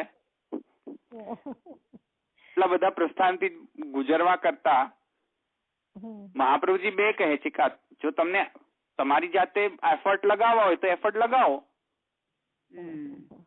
તમારા મેન્યુઅલી એફર્ટ લગાવવા હોય તો મેન્યુઅલ લેબર કરો. વેદા શ્રી કૃષ્ણ વાક્યની વ્યાસ સૂત્રાણી ચૈવ સમાધિ આ બધાનો એક વાક્યતા તમે જાતે કરો.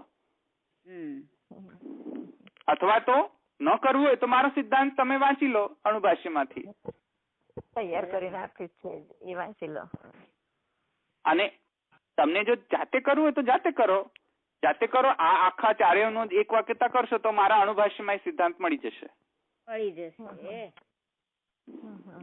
તમને એ કરવું હોય તો એ કરો, આ કરવું હોય તો જે પણ તમને યોગ્ય લાગે અનુકૂળ હોય તે કરો. આ ચારેયમાંથી જે સિદ્ધાંત પ્રકટ થશે તે બધા શાસ્ત્ર માંથી જો આ સિદ્ધાંત તમને મળતો હોય તો એ બધા શાસ્ત્ર પ્રમાણ તમારા માટે, નહીં તો નહીં પ્રમાણ. પણ ધવલભાઈ ગળાઓ એવું કેતા મહાપ્રભુજી કે છે એ તો વેદ વાક્ય જ છે. એ શું છે કે Mahaprabhu, I don't want to comment on that. ના કોમેન્ટ નથી કેતી, હું કઉ છું. એટલે આ રીતે આપણે જોઈએ તો છેવટે એ જ આવી જાય છે ને, એમ કેવું છે કે સિદ્ધાંત તો ત્યાંથી જ આવ્યો છે એમ. નહીં, સિદ્ધાંત જે છે એ તો મહાપ્રભુજી ચોખ્ખું કહે છે કે હું કઈ ઇન્ડિપેન્ડન્ટલી સિદ્ધાંત તો કહી નથી રહ્યો.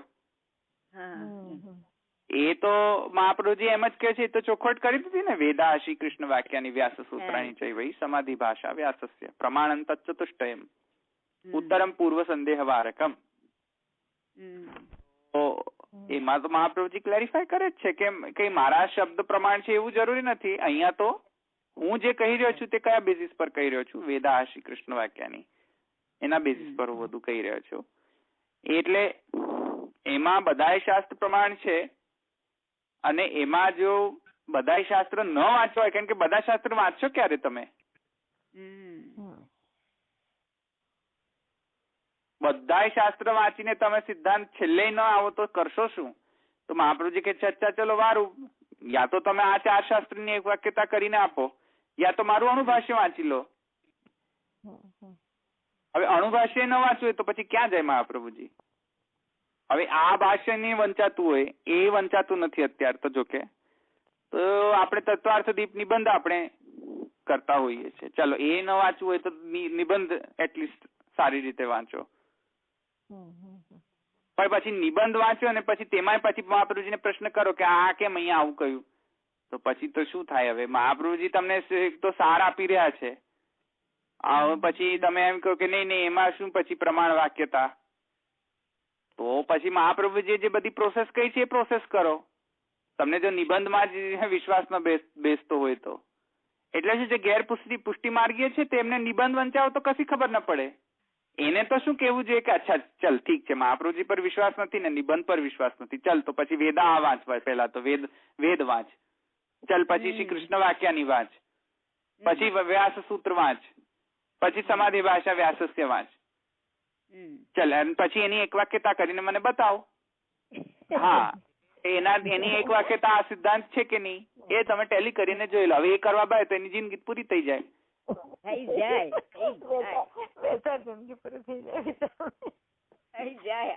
આપણને તો ભાણું પીસીને આપી દીધેલું છે.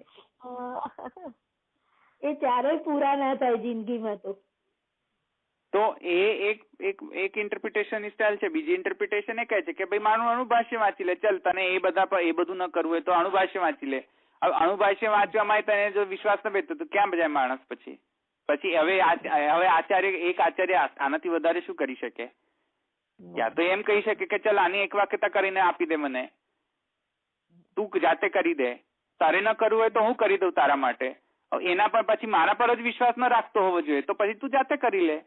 ધવલભાઈ દરેક આચાર્યોએ ભાષ્ય લખ્યા જ હોવા જોઈએ, રાઈટ? હા, દરેકે.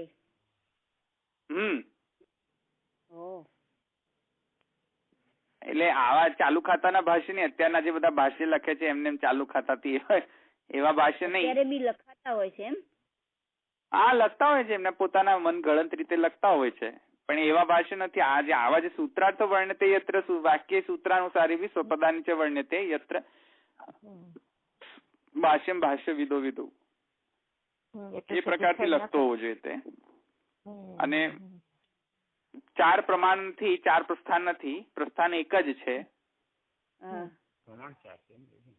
હા, પ્રમાણ સર્વશાસ્ત્ર છે, પણ for the time Bing ad hoc પ્રમાણ 4 જ ગણો અત્યારે. એડહોક તમને સમજવા માટે, કારણ કે તમારું માઇન્ડ લિમિટેડ છે, તમે બધા શાસ્ત્ર વાંચી નથી શકવાના. એડહોક એટલે ટેમ્પરરી બેઝિસ પર 4 ગણો અત્યારે. પછી એની એક વાક્યતા થઈ જાય, પછી એ એક વાક્યતા બીજા બધા શાસ્ત્ર પર તમે ટેલી કરીને જોઈ લો. પણ એડહોક તો તમે આ 4 ગણો અત્યારે. તમને જો આ 4 ન ગણવા હોય તો મારું અણુભાષ્ય માંથી સિદ્ધાંત ગ્રહણ કરી લો. તો અણુભાષ્યમાં પણ મહાપ્રભુએ જે સિદ્ધાંત આપ્યો છે તે પણ એ જ નીકળશે. એટલે 4 પ્રસ્થાન નથી, પ્રસ્થાન એક જ છે. જર્ની સ્ટાર્ટ કરવાની છે ક્યાંથી? હર હંમેશા વેદથી. બ્રહ્મના વિચારની જર્ની સ્ટાર્ટ થવાની કોઈ ક્યાંથી હોય છે? વેદથી જ શરૂ થઈ શકે છે. પ્રસ્થાન એક જ છે. તો વેદ પ્રથમ પ્રમાણ, ભાગવત અંતિમ પ્રમાણ. એટલે વેદ જે છે એ 7-12 નો ઉતારો અને ભાગવત જે છે સુપ્રીમ કોર્ટ. સમજમાં આવ્યું ને? ધવલભાઈ, આ 7-12 નો ઉતારો શું એ જ નથી ખબર. એવી ખબર ના પડી. એવી ખબર છે કે આ કઈક આપણે ફ્લેટ કેવું લઈએ ને તો એમાં એ ખબર છે. એટલે એ જે જમીનની જે ઘરની લોકેશન હોય ને, એ જમીનને લેટિટ્યુડ લોંગિટ્યુડ માં માપવાનું કેવી રીતે? ઓકે. એટલે લોકેશન ક્યાં છે કેવી રીતે ખબર પડે? તમારી જમીન અહીંયા છે એવું એનું ડોક્યુમેન્ટ કયું? એ તો કોઈ પણ ઘૂસ એમ કહી શકે કે આ બોર્ડર મારી, આ બોર્ડર તારી, આ બોર્ડર તારી. તો એ ઘૂસખોરી ન થાય એવી રીતે તમે ઘૂસી ન જાઓ કોઈકની જમીનમાં, કોઈકની જમીનમાં. તો એનું ડોક્યુમેન્ટ તો જોઈએ ને કે ભાઈ 7-12 નો ઉતારો છે. સમજમાં આવ્યું ને? પ્લાન લેઆઉટ ક્યાં છે લોકેટેડ, જમીન ક્યાં લોકેટ, કે જમીનને લોકેટ કરવાની મુશ્કેલી આ પાછી. એક તો એ લોકેટ ક્યાંથી કરવું કે આ પારુલબેનની જમીન, પણ કઈ જમીન? ભાઈ સાહેબ કહો તો ખરા, કેટલો વિસ્તાર, કેટલું, ક્યાં આગળ, કઈ જમીન? એ જમીનને આ પ્રશ્ન હતો. આજે સમજાયું. જમીનને કોઈ ટેગ તો હોતો નથી કે પારુલબેનની જમીન એવું જમીનમાં લખેલું હોય, ન લખેલું હોય. કરવી પડે. ક્યાંક તો રેફરન્સ આપવો પડે ભાઈ, આ સ્કૂલ છે, આ એરિયા છે, એની બાજુનો આટલામાંથી અહીંયાથી આટલો એરિયા, ઈસ્ટમાં આટલો એરિયા, સાઉથમાં આટલો એરિયા, નોર્થમાં આટલો એરિયા, તો હોવું જોઈએ ને ડોક્યુમેન્ટ. તો એ ડોક્યુમેન્ટ તો જોઈએ ને. તો એ ડોક્યુમેન્ટ આપણો કયો હશે? વેદ. બ્રહ્મના વિચારમાં પહેલામાં પહેલો પ્રમાણ કયો હશે? વેદ. અને છેલ્લો પ્રમાણ કયો હશે? જયારે કશું પણ સમજાય નહીં, સમજતા જયારે બધાને આપણે ઉથાપવાનું શરૂ કરે કે નહીં, અમને હાઈકોર્ટમાં મંજૂરી નથી, મજા નથી આવતી, ચાલો આગળ જઈએ. પછી આગળ જઈને તમે એને ભાષ્ય, હાઈકોર્ટનો પણ ભાષ્ય જે છે પેલો સેશન્સ કોર્ટ કહેવાય કે શું કહેવાય એને? સેશન્સ કોર્ટ એનાથી નીચે હોય, આઈ થિંક હાઈકોર્ટ એનાથી ઉપર હોય છે. હાઈકોર્ટ ઉપર. હાઈકોર્ટ પછી જે સુપ્રીમ આવે, પછી સુપ્રીમ કોર્ટ આવે. હા, તો એ પછી સુપ્રીમ કોર્ટમાં જાઓ. છેલ્લે જ તમને તમારું સંશયનો નિરાકરણ સુપ્રીમ કોર્ટ સુધી થઈ શકે. પછી સુપ્રીમ કોર્ટ ને પાછા તમે એમ કહો કે નહીં અમને સુપ્રીમ કોર્ટ પણ મંજૂર નથી, પછી ભાઈ સાહેબ ક્યાં જવું?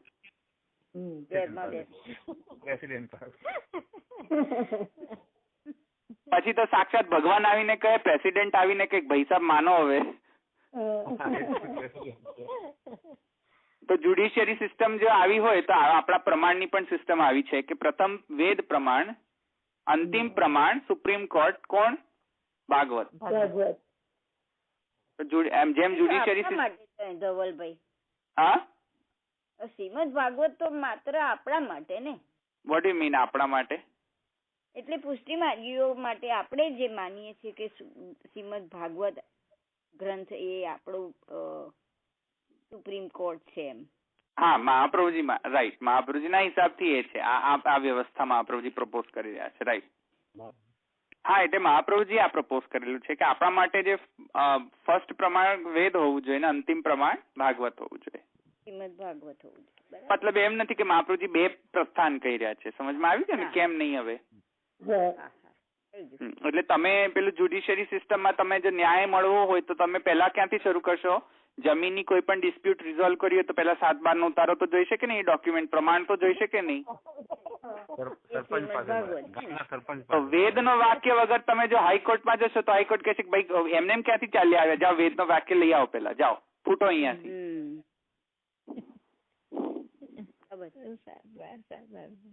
તો એવી રીતે શ્રી કૃષ્ણ વાક્યની જે એમને એમ જ સંશય ઉત્પન્ન કરવાનું શરૂ કરી દો કે આમ ઠાકોરજી આમ કેમ કહ્યું, આમ કેમ કહ્યું. તો ભાઈ તો જો એક વખત તો જો ઠાકોરજી કહ્યું ને સમજમાં આવતું ન હોય તો તમે પહેલા મૂળ સમજો, પછી સંશય કરવો હોય તો.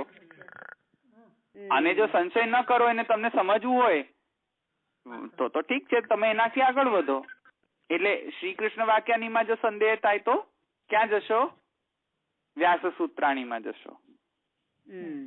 હા, પણ મૂળ જે પેલું જે પ્રમાણતા આવશે શ્રી કૃષ્ણ વાક્યાની ને વ્યાસ સૂત્રાણી એ રિવર્સ ઓર્ડરમાં જશે. પ્રમાણતા તો વેદમાંથી જ આવશે ને. એટલે શ્રી કૃષ્ણ વાક્યાની પ્રમાણ ત્યારે કહેવાશે કે જ્યારે એ પ્રમાણ એ શ્રી કૃષ્ણ વાક્યાની નો સિદ્ધાંત વેદાહાથી અનુકૂળ હશે. સમજમાં આવ્યું? એટલે શ્રી કૃષ્ણએ આ ક્યાંથી કહ્યું તો એ પછી વેદમાંથી કહ્યું એવું થઈ જાય ને કોઈને બહારના. આપણે તો શ્રી કૃષ્ણએ કહ્યું એટલે 100%, પણ બીજા લોકોને એવું થાય તો એમ કે વેદમાં જુઓ. નહીં. એટલે હું એમ શું કઉ છું કે શ્રી કૃષ્ણ વાક્યાની માંથી જે તમે સિદ્ધાંત ડિરાઈવ કરશો, અચ્છા, તમારી જે સમજ છે, કારણ કે જુદા જુદા વ્યક્તિની જુદી જુદી સમજ થશે, એક વસ્તુ વાંચીને જુદા જુદાની સમજ થશે. હવે તમે જે તમારી જે સમજ પેદા કરી રહ્યા છો ગીતામાંથી, રાઈટ છે કે રોંગ છે એનું તમે લિટમસ ટેસ્ટ કેવી રીતે કરશો? કન્ફર્મેશન ક્યાંથી મળે? કન્ફર્મેશન ક્યાંથી મળે તમને કે આ રાઈટ છે કે રોંગ છે? વેદ જ કહી શકે. એ તો વેદમાં તમે એનું મૂળ ફાઇન્ડ કરશો કે હા મારી સમજની અનુકૂળ આ વેદમાં આવું કહેલું છે.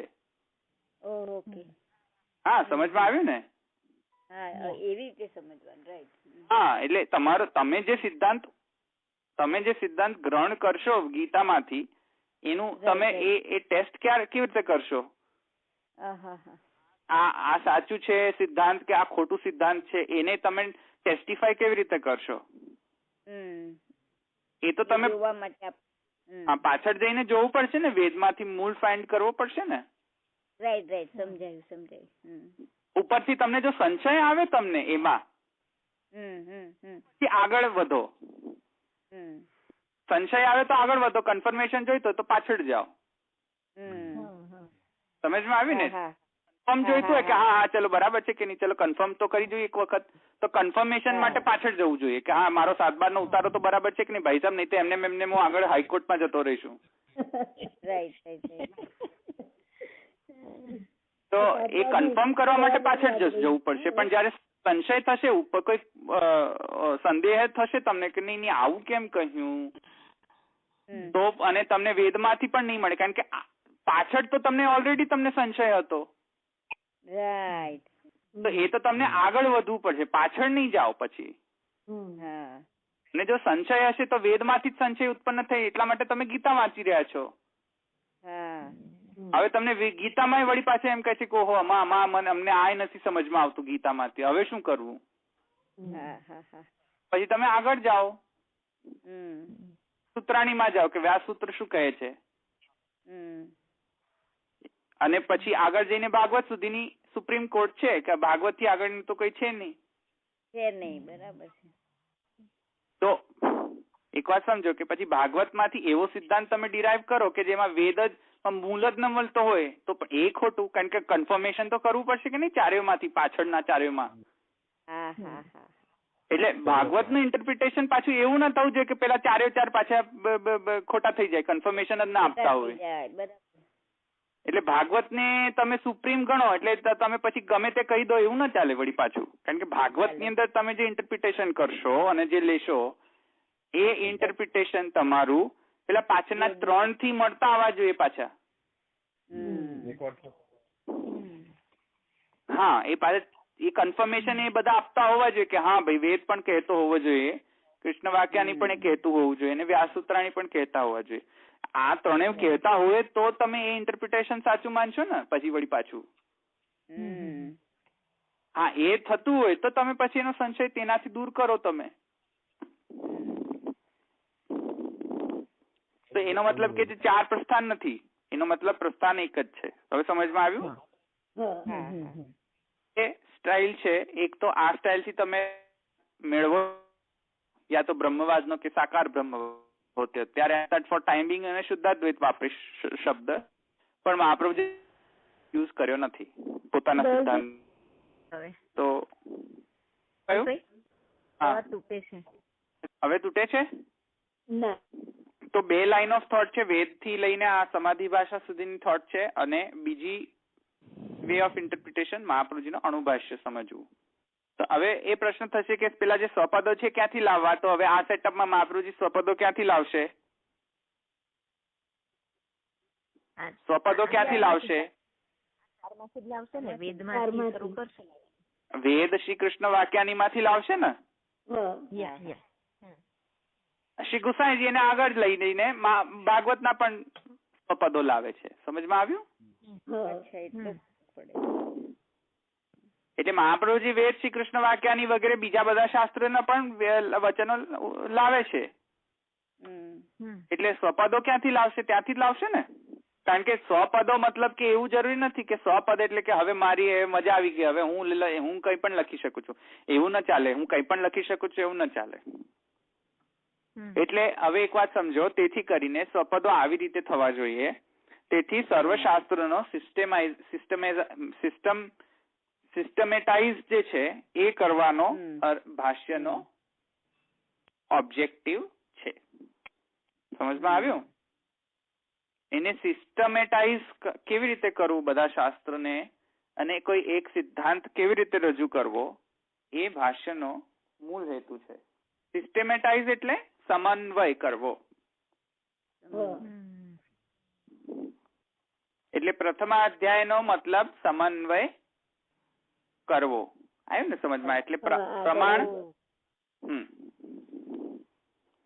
એટલે પ્રમાણ તરીકેને પણ સમન્વય કરવો, પ્રમેયનો પણ પ્રમેય પણ નો સિદ્ધાંત રજૂ કરવો, સાધનોનો પણ સિદ્ધાંત રજૂ કરવો, અને ફલનો પણ સિદ્ધાંત રજૂ કરવો.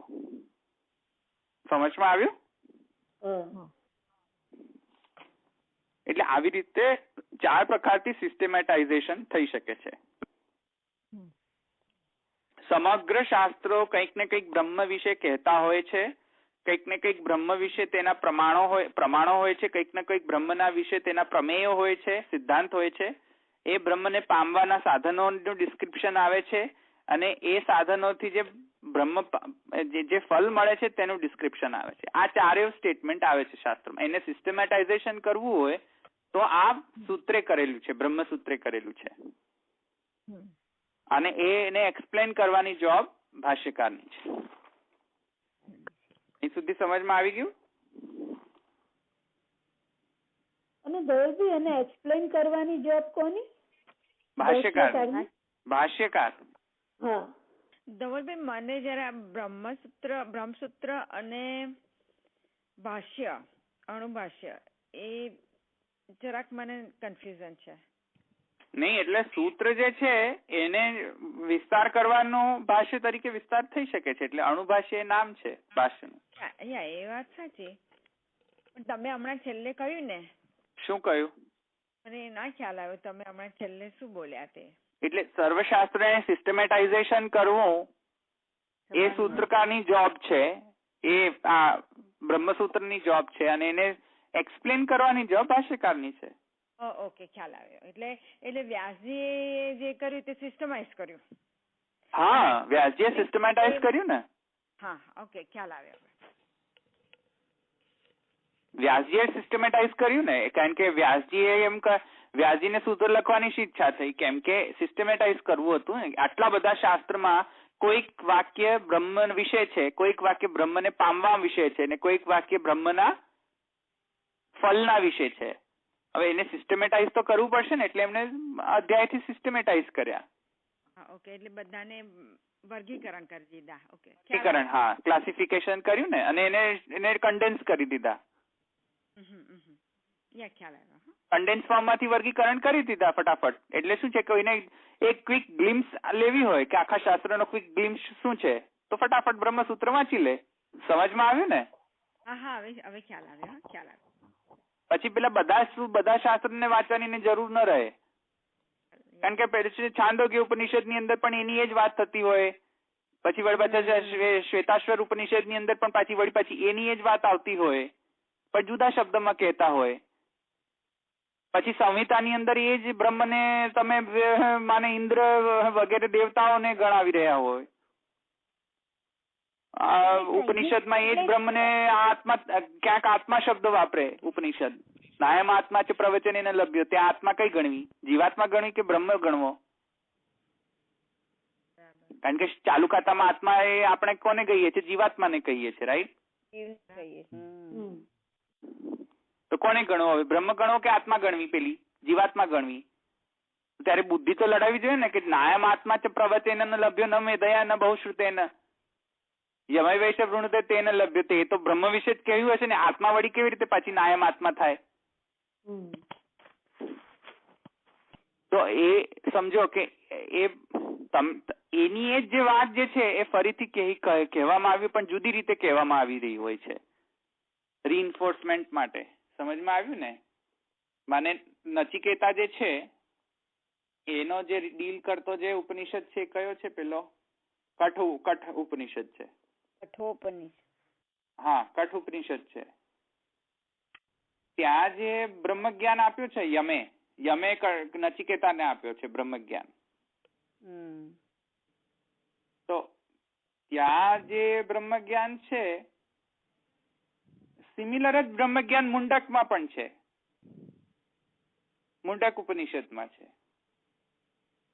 તો હવે એ શું છે, જુદી જુદી રીતે તે કહેતા હોય છે બધા ઉપનિષદ, કારણ કે જુદા જુદા ઋષિઓ છે ઉપનિષદના, અને એમને અનુભૂત થતા હોય છે. યા તો એમને સમાધિમાં અનુભૂત થયેલું હોય છે. તે સમાધિમાંથી જયારે અનુભૂત થયેલું હોય છે તો તે જુદા જુદા રીતે પણ એ સિદ્ધાંત તો એક જ રહેશે ને. તમે બધા શાસ્ત્રો વાંચો એના કરતા પછી શું છે કે બધા શાસ્ત્રોને તમને જો એક ગ્લિમ્સ મળતો તમને જોઈએ તો સૂત્ર વાંચો, બ્રહ્મસૂત્ર વાંચો. અને કર્મકાંડ વિશે તમને જો આ જ્ઞાનકાંડ છે, કર્મકાંડ વિશે તમને જો ક્વિક ગ્લિમ્સ જોઈતી હોય તો તમે ધર્મસૂત્ર વાંચો જૈમિનીના. સમજમાં આવ્યું? તો એ રીતે તમે એને સંહિતા એટલે શું? કલેક્શન ઓફ મંત્ર ઇઝ ઇક્વલ ટુ સંહિતા. એમ પણ કહી શકે કે વેદ ને અમુક પેલા ભાગ છે તે સંહિતા, આરણ્ય, બ્રાહ્મણ એ. હા, એમાં જે સંહિતા છે it is a collection of મંત્ર. ખાલી મંત્ર જ એમાં. હા, એનામાં કલેક્શન જ હોય ખાલી. કલેક્શન ઓફ મંત્ર ઇઝ ઇક્વલ ટુ સંહિતા. હવે એ મંત્ર ક્યાં ક્યાંય કઈ વિધિ પ્રમાણે કરવું એ બધું કલ્પસૂત્ર વગેરે એમાં એનું વર્ણન વધારે હોય છે. ઓકે, તો અહીંયા સમજમાં આવી ગયું ધર્મસૂત્ર અને વ્યાસસૂત્ર. સમજમાં આવી ગયું એટલું? ધર્મની જે જિજ્ઞાસા છે એ કોણ કરી રહ્યો છે? જૈમિની સૂત્ર કરી રહ્યો છે. બ્રહ્મની જિજ્ઞાસા કોણ કરી રહ્યો છે? વ્યાસ. અને જિજ્ઞાસાનો મતલબ અહીંયા શું થાય? વિચાર. જિજ્ઞાસા માને પેલી જાણવાની ઈચ્છા નહીં હો. ઓ એવું નહીં? હા, એ ગુજરાતી પ્રમાણે નહીં સમજો હવે. નહીં, વિચાર.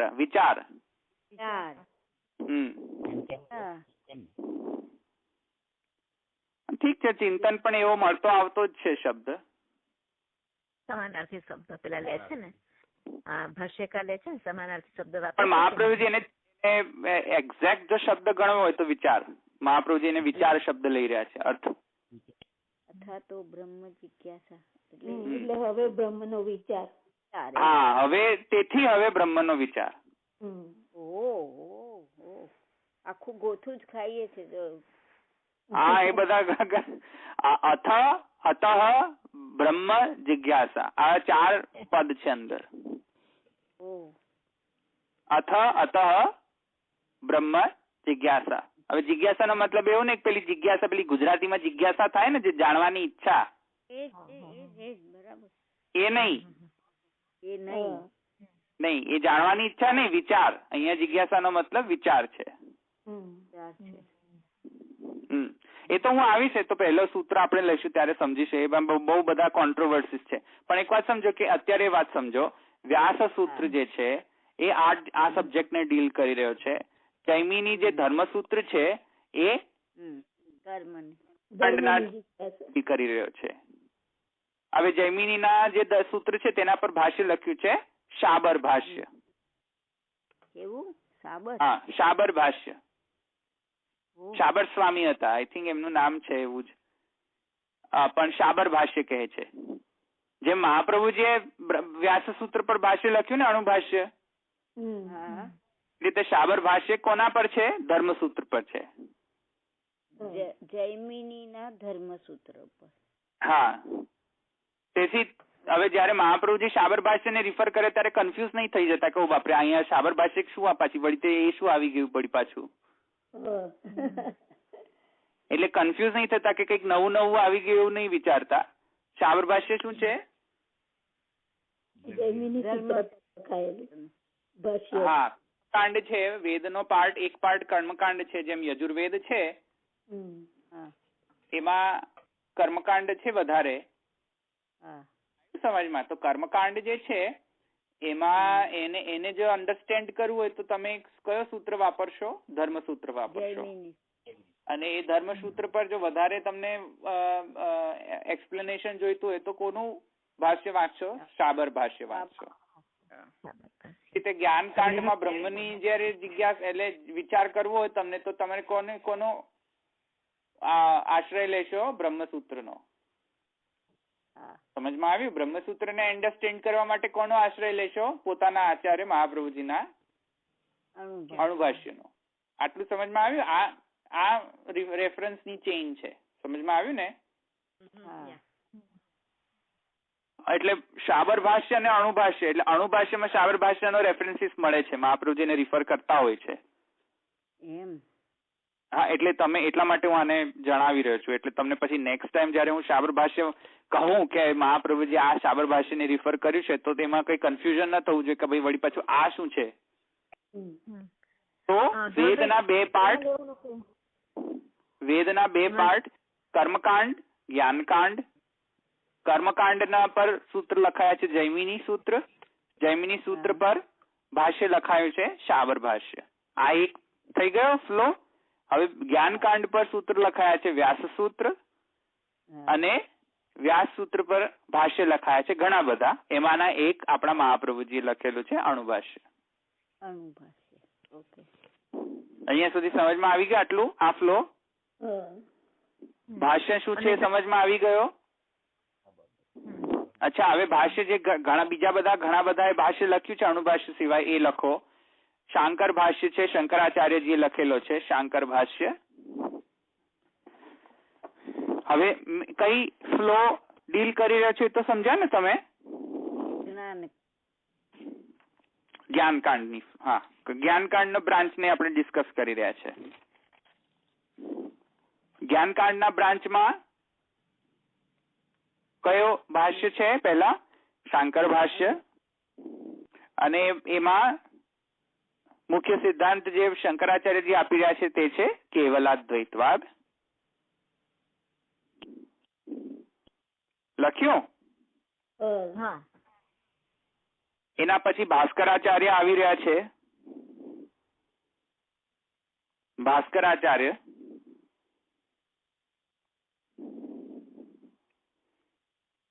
એમનો પણ ભાષ્ય મળે છે. એમનું નામ એક્ઝેક્ટલી એવું છે નહીં કઈ ખાસ, પણ એમણે પણ ભાષ્ય લખેલું છે.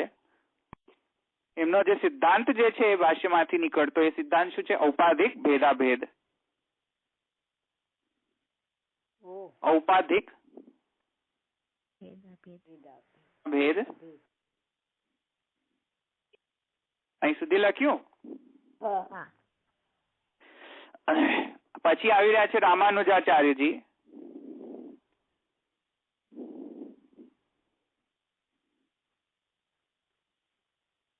એને શ્રી ભાષ્ય પણ કહે છે. શ્રી ભાષ્ય પણ કહે છે એને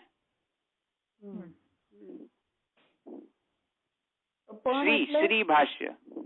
તમે કહો છો શ્રી ભાષ્ય પણ કહે છે એટલે કઈ બીજું નામ ખરું પાછું?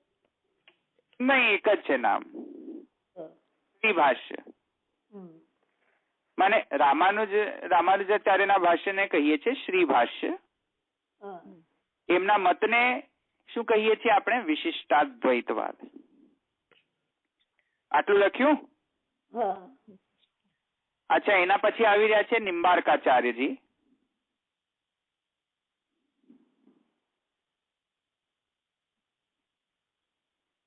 એમના ભાષ્યનું નામ બહુ મોટું છે, વેદાંત પારિજાત સૌરભ. ફરી બોલો ને ધવલભાઈ.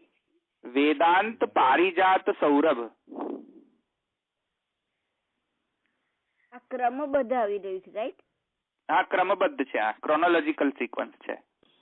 અચ્છા. તો ધવલભાઈ સ્વાભાવિક ભેદાભેદવાદ નહીં એમનું? નહીં, ભાષ્યનું નામ કહી રહ્યો છું અત્યારે તો. ઓકે. ભાષ્યનું નામ છે વેદાંત પારિજાત સૌરભ. અને નિમ્બાર્કાચાર્યજીનો મત જે છે વાદ છે દ્વૈતાદ્વૈત વાદ છે અથવા તો ભેદાભેદ કહેવાય છે. મુખ્યત્વે એને દ્વૈતાદ્વૈત વાદ કહે છે આપણે.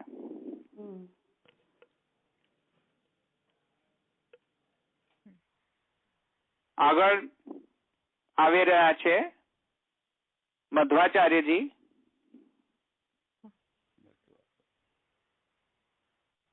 હવે મધ્વાચાર્યજી કોઈકના મતે નિમ્બાર્કાચાર્યજીના પુરોગામી છે એવું પણ માને છે, એટલે કન્ફ્યુઝન છે કે કોણ પહેલા થઈ ગયું, મધ્વાચાર્યજી થઈ ગયા કે નિમ્બાર્ક થઈ ગયા, એમાં કન્ફ્યુઝન છે, એટલે નોટ શ્યોર. પણ મધ્વાચાર્યજી જે છે મે બી નિમ્બાર્કાચાર્યજીના પુરોગામી હશે એમ મનાય છે. મધ્વાચાર્યજીએ 3 ભાષ્ય લખ્યા. લખો. બ્રહ્મસૂત્ર પર ભાષ્ય લખ્યું, બીજું અનુવ્યાખ્યાન લખ્યું અને ત્રીજું અણુભાષ્ય લખ્યું. એટલે પેલી જે સ્ટાઇલ મહાપ્રભુજીની જે સ્ટાઇલ છે ને પહેલા કે પહેલા ગ્રંથાર્થ કરવો, શાસ્ત્રાર્થ કરવો, પછી અધ્યાયાર્થ કરવો, પ્રકરણાર્થ કરવો, અધ્યાયાર્થ કરવો, એ જે સ્ટાઇલ છે ને 7 અર્થ કર્યા છે એવી એ જે સ્ટાઇલ નો મૂળ જે સ્ત્રોત જે છે ને એ માધવાચાર્યજી છે.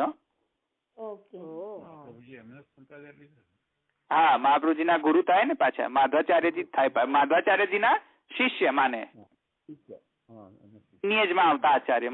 હા, એટલે તો માધવ મત એ બહુ સારી રીતે જાણતા મહાપ્રભુજી. મહાપ્રભુજી જો કે બધા જ મત સારી રીતે, પણ માધવ મત માટે સારો એમનો નિકટતા હતી એમ. એટલે માધવાચાર્યજી મહાપ્રભુજીના ગુરુ હતા એવું આપ કહો છો? માધવેન્દ્રપુરી માધવાચાર્યજીના લિનિયેજના આચાર્ય હતા, એમના જોડેથી તેમણે શિક્ષા ગ્રહણ કરી છે. હા, માધવેન્દ્રપુરી. બરાબર. ઓકે, તો માધવાચાર્યજીનો સમજમાં આવ્યું ને, મધ્વાચાર્ય. તો મધ્વાચાર્યજીનો તો સમજમાં આવ્યું ને ભાષ્ય, અનુવ્યાખ્યાન અને અણુભાષ્ય.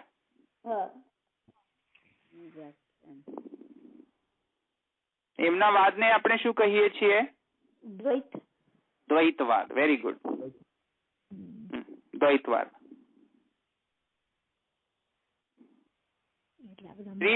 શ્રીપતિ પંડિતાચાર્ય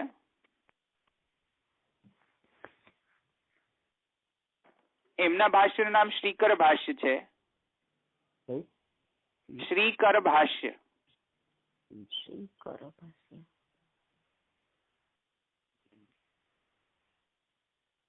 શ્રીકંઠ કહે છે. શ્રીકંઠ પહેલા, સોરી, હા, એમને શ્રીકંઠ અને શ્રીપતિ બંને જુદા છે. શ્રીકંઠ અને શ્રીપતિ પંડિતાચાર્ય. તો શ્રીકંઠ અને શ્રીપતિ પંડિતાચાર્ય જે છે તે બંને શૈવ સિદ્ધાંત છે, એટલે શૈવ આચાર્યો છે. પેલા જે મધ્વાચાર્ય, નિમ્બાર્કાચાર્ય, રામાનુજાચાર્ય છે તે વૈષ્ણવ આચાર્ય છે. હા હા, હું પૂછવા જ જતી હતી. ધવલભાઈ ફરી બોલો ને. રામાનુજાચાર્ય, નિમ્બાર્ક અને મધ્વાચાર્યજી જે છે તે વૈષ્ણવ સિદ્ધાંત, વૈષ્ણવ આચાર્ય છે. એટલે કૃષ્ણને માને એવું ને? હા, વિષ્ણુ ને યા તો કૃષ્ણ ને. હા, વિષ્ણુ કે કૃષ્ણ, રાઈટ. અને શ્રીકંઠ અને શ્રીપતિ જે છે, શ્રીપતિ પંડિતાચાર્ય શૈવાચાર્ય છે, શિવજીને પરમ તત્વ માને છે. અને શંકરાચાર્યજી એ આપણે કરીશું એનું વર્ણન. એ કોન્ટ્રોવર્શિયલ છે. શિવજીને એ બ્રહ્મને જ માને છે. શિવજી કે એવા કોઈને પણ તત્વને નથી માનતા. શિવજી તો હોય છે, ખબર નહીં. એ એકચ્યુઅલી એ શૈવ સિદ્ધાંત છે. શૈવ સિદ્ધાંતિ નથી તે માયાવાદી સિદ્ધાંત છે. ને શૈવ સિદ્ધાંત જુદો છે અને માયાવાદ સિદ્ધાંત જુદો છે. એમના માટે કોઈ પણ શિવ કે કૃષ્ણ કોઈ પણ હોય એ બધા સગુણ જ છે, નિર્ગુણ કોઈ નથી. નિર્ગુણ તો માત્ર બ્રહ્મ જ છે.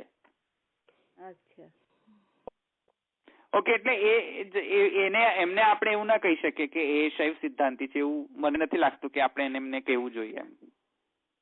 પણ એટલે આ લોકો બધા આ જે સંન્યાસીઓ હોય છે એ બધાને તો શિવજી તો હોય છે એમને એમાં. હા, એ ઠીક છે. એમના જે મુખ્ય એમના જે દેવ જે હશે તે શિવ હશે, પણ શિવને કઈ પરમ તત્વ નથી માનતા તેઓ. Okay. As good as Krishna. Shripati Panditacharya, એમાં તમે શ્રીકર ભાષ્ય લખાયું ને? હા, એમને શ્રીકર ભાષ્ય છે. હા, ને આ શ્રીકંઠ છે એમનું ભાષ્ય.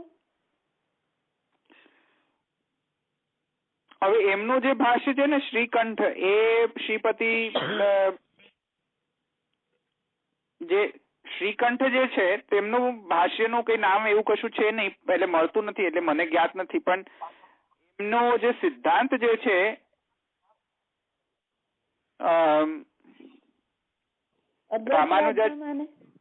રામાનુજાચાર્યજી જે વિશિષ્ટાદ્વૈત સિદ્ધાંત છે એનાથી ઘણું સામ્ય ધરાવે છે. એમનો જે સિદ્ધાંત જે છે તે. એના પછી આવે છે વિજ્ઞાન ભિક્ષુ. વિજ્ઞાન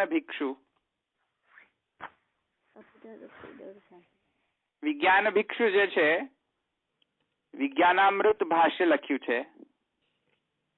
વિજ્ઞાનામૃત? હા, વિજ્ઞાનામૃત ભાષ્ય. અને એમનો મત જે છે અવિભાગાદ્વૈત કહેવાય છે. અવિભાગાદ્વૈત. એના પછી ચૈતન્ય મહાપ્રભુજી ને શ્રી મહાપ્રભુજી બંને થઈ ગયા. મહાપ્રભુજીનો તો સિદ્ધાંત આપણે જાણીએ છીએ એટલે હું લખાવતો નથી, લખી દો તમે. તો અણુભાષ્ય અને શુદ્ધાદ્વૈત સિદ્ધાંત કે બ્રહ્મવાદ કે સાકાર બ્રહ્મવાદ, ત્રણેય માંથી કોઈ એક. ત્રણેય લખી દો ને. અણુભાષ્ય અને શુદ્ધાદ્વૈત, બ્રહ્મવાદ, સાકાર બ્રહ્મવાદ. આટલું લખ્યું. ચૈતન્ય મહાપ્રભુજી જે છે તેમને કોઈ ખાસ ભાષ્ય નથી લખ્યું, પણ એમનો મત જે છે એ અચિંત્ય ભેદાભેદવાદ કહેવાય છે.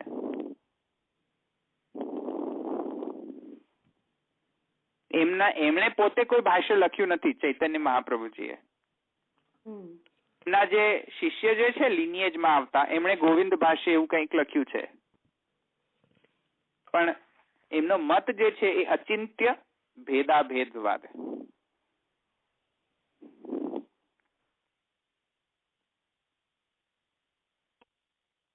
આટલું લખી દીધું.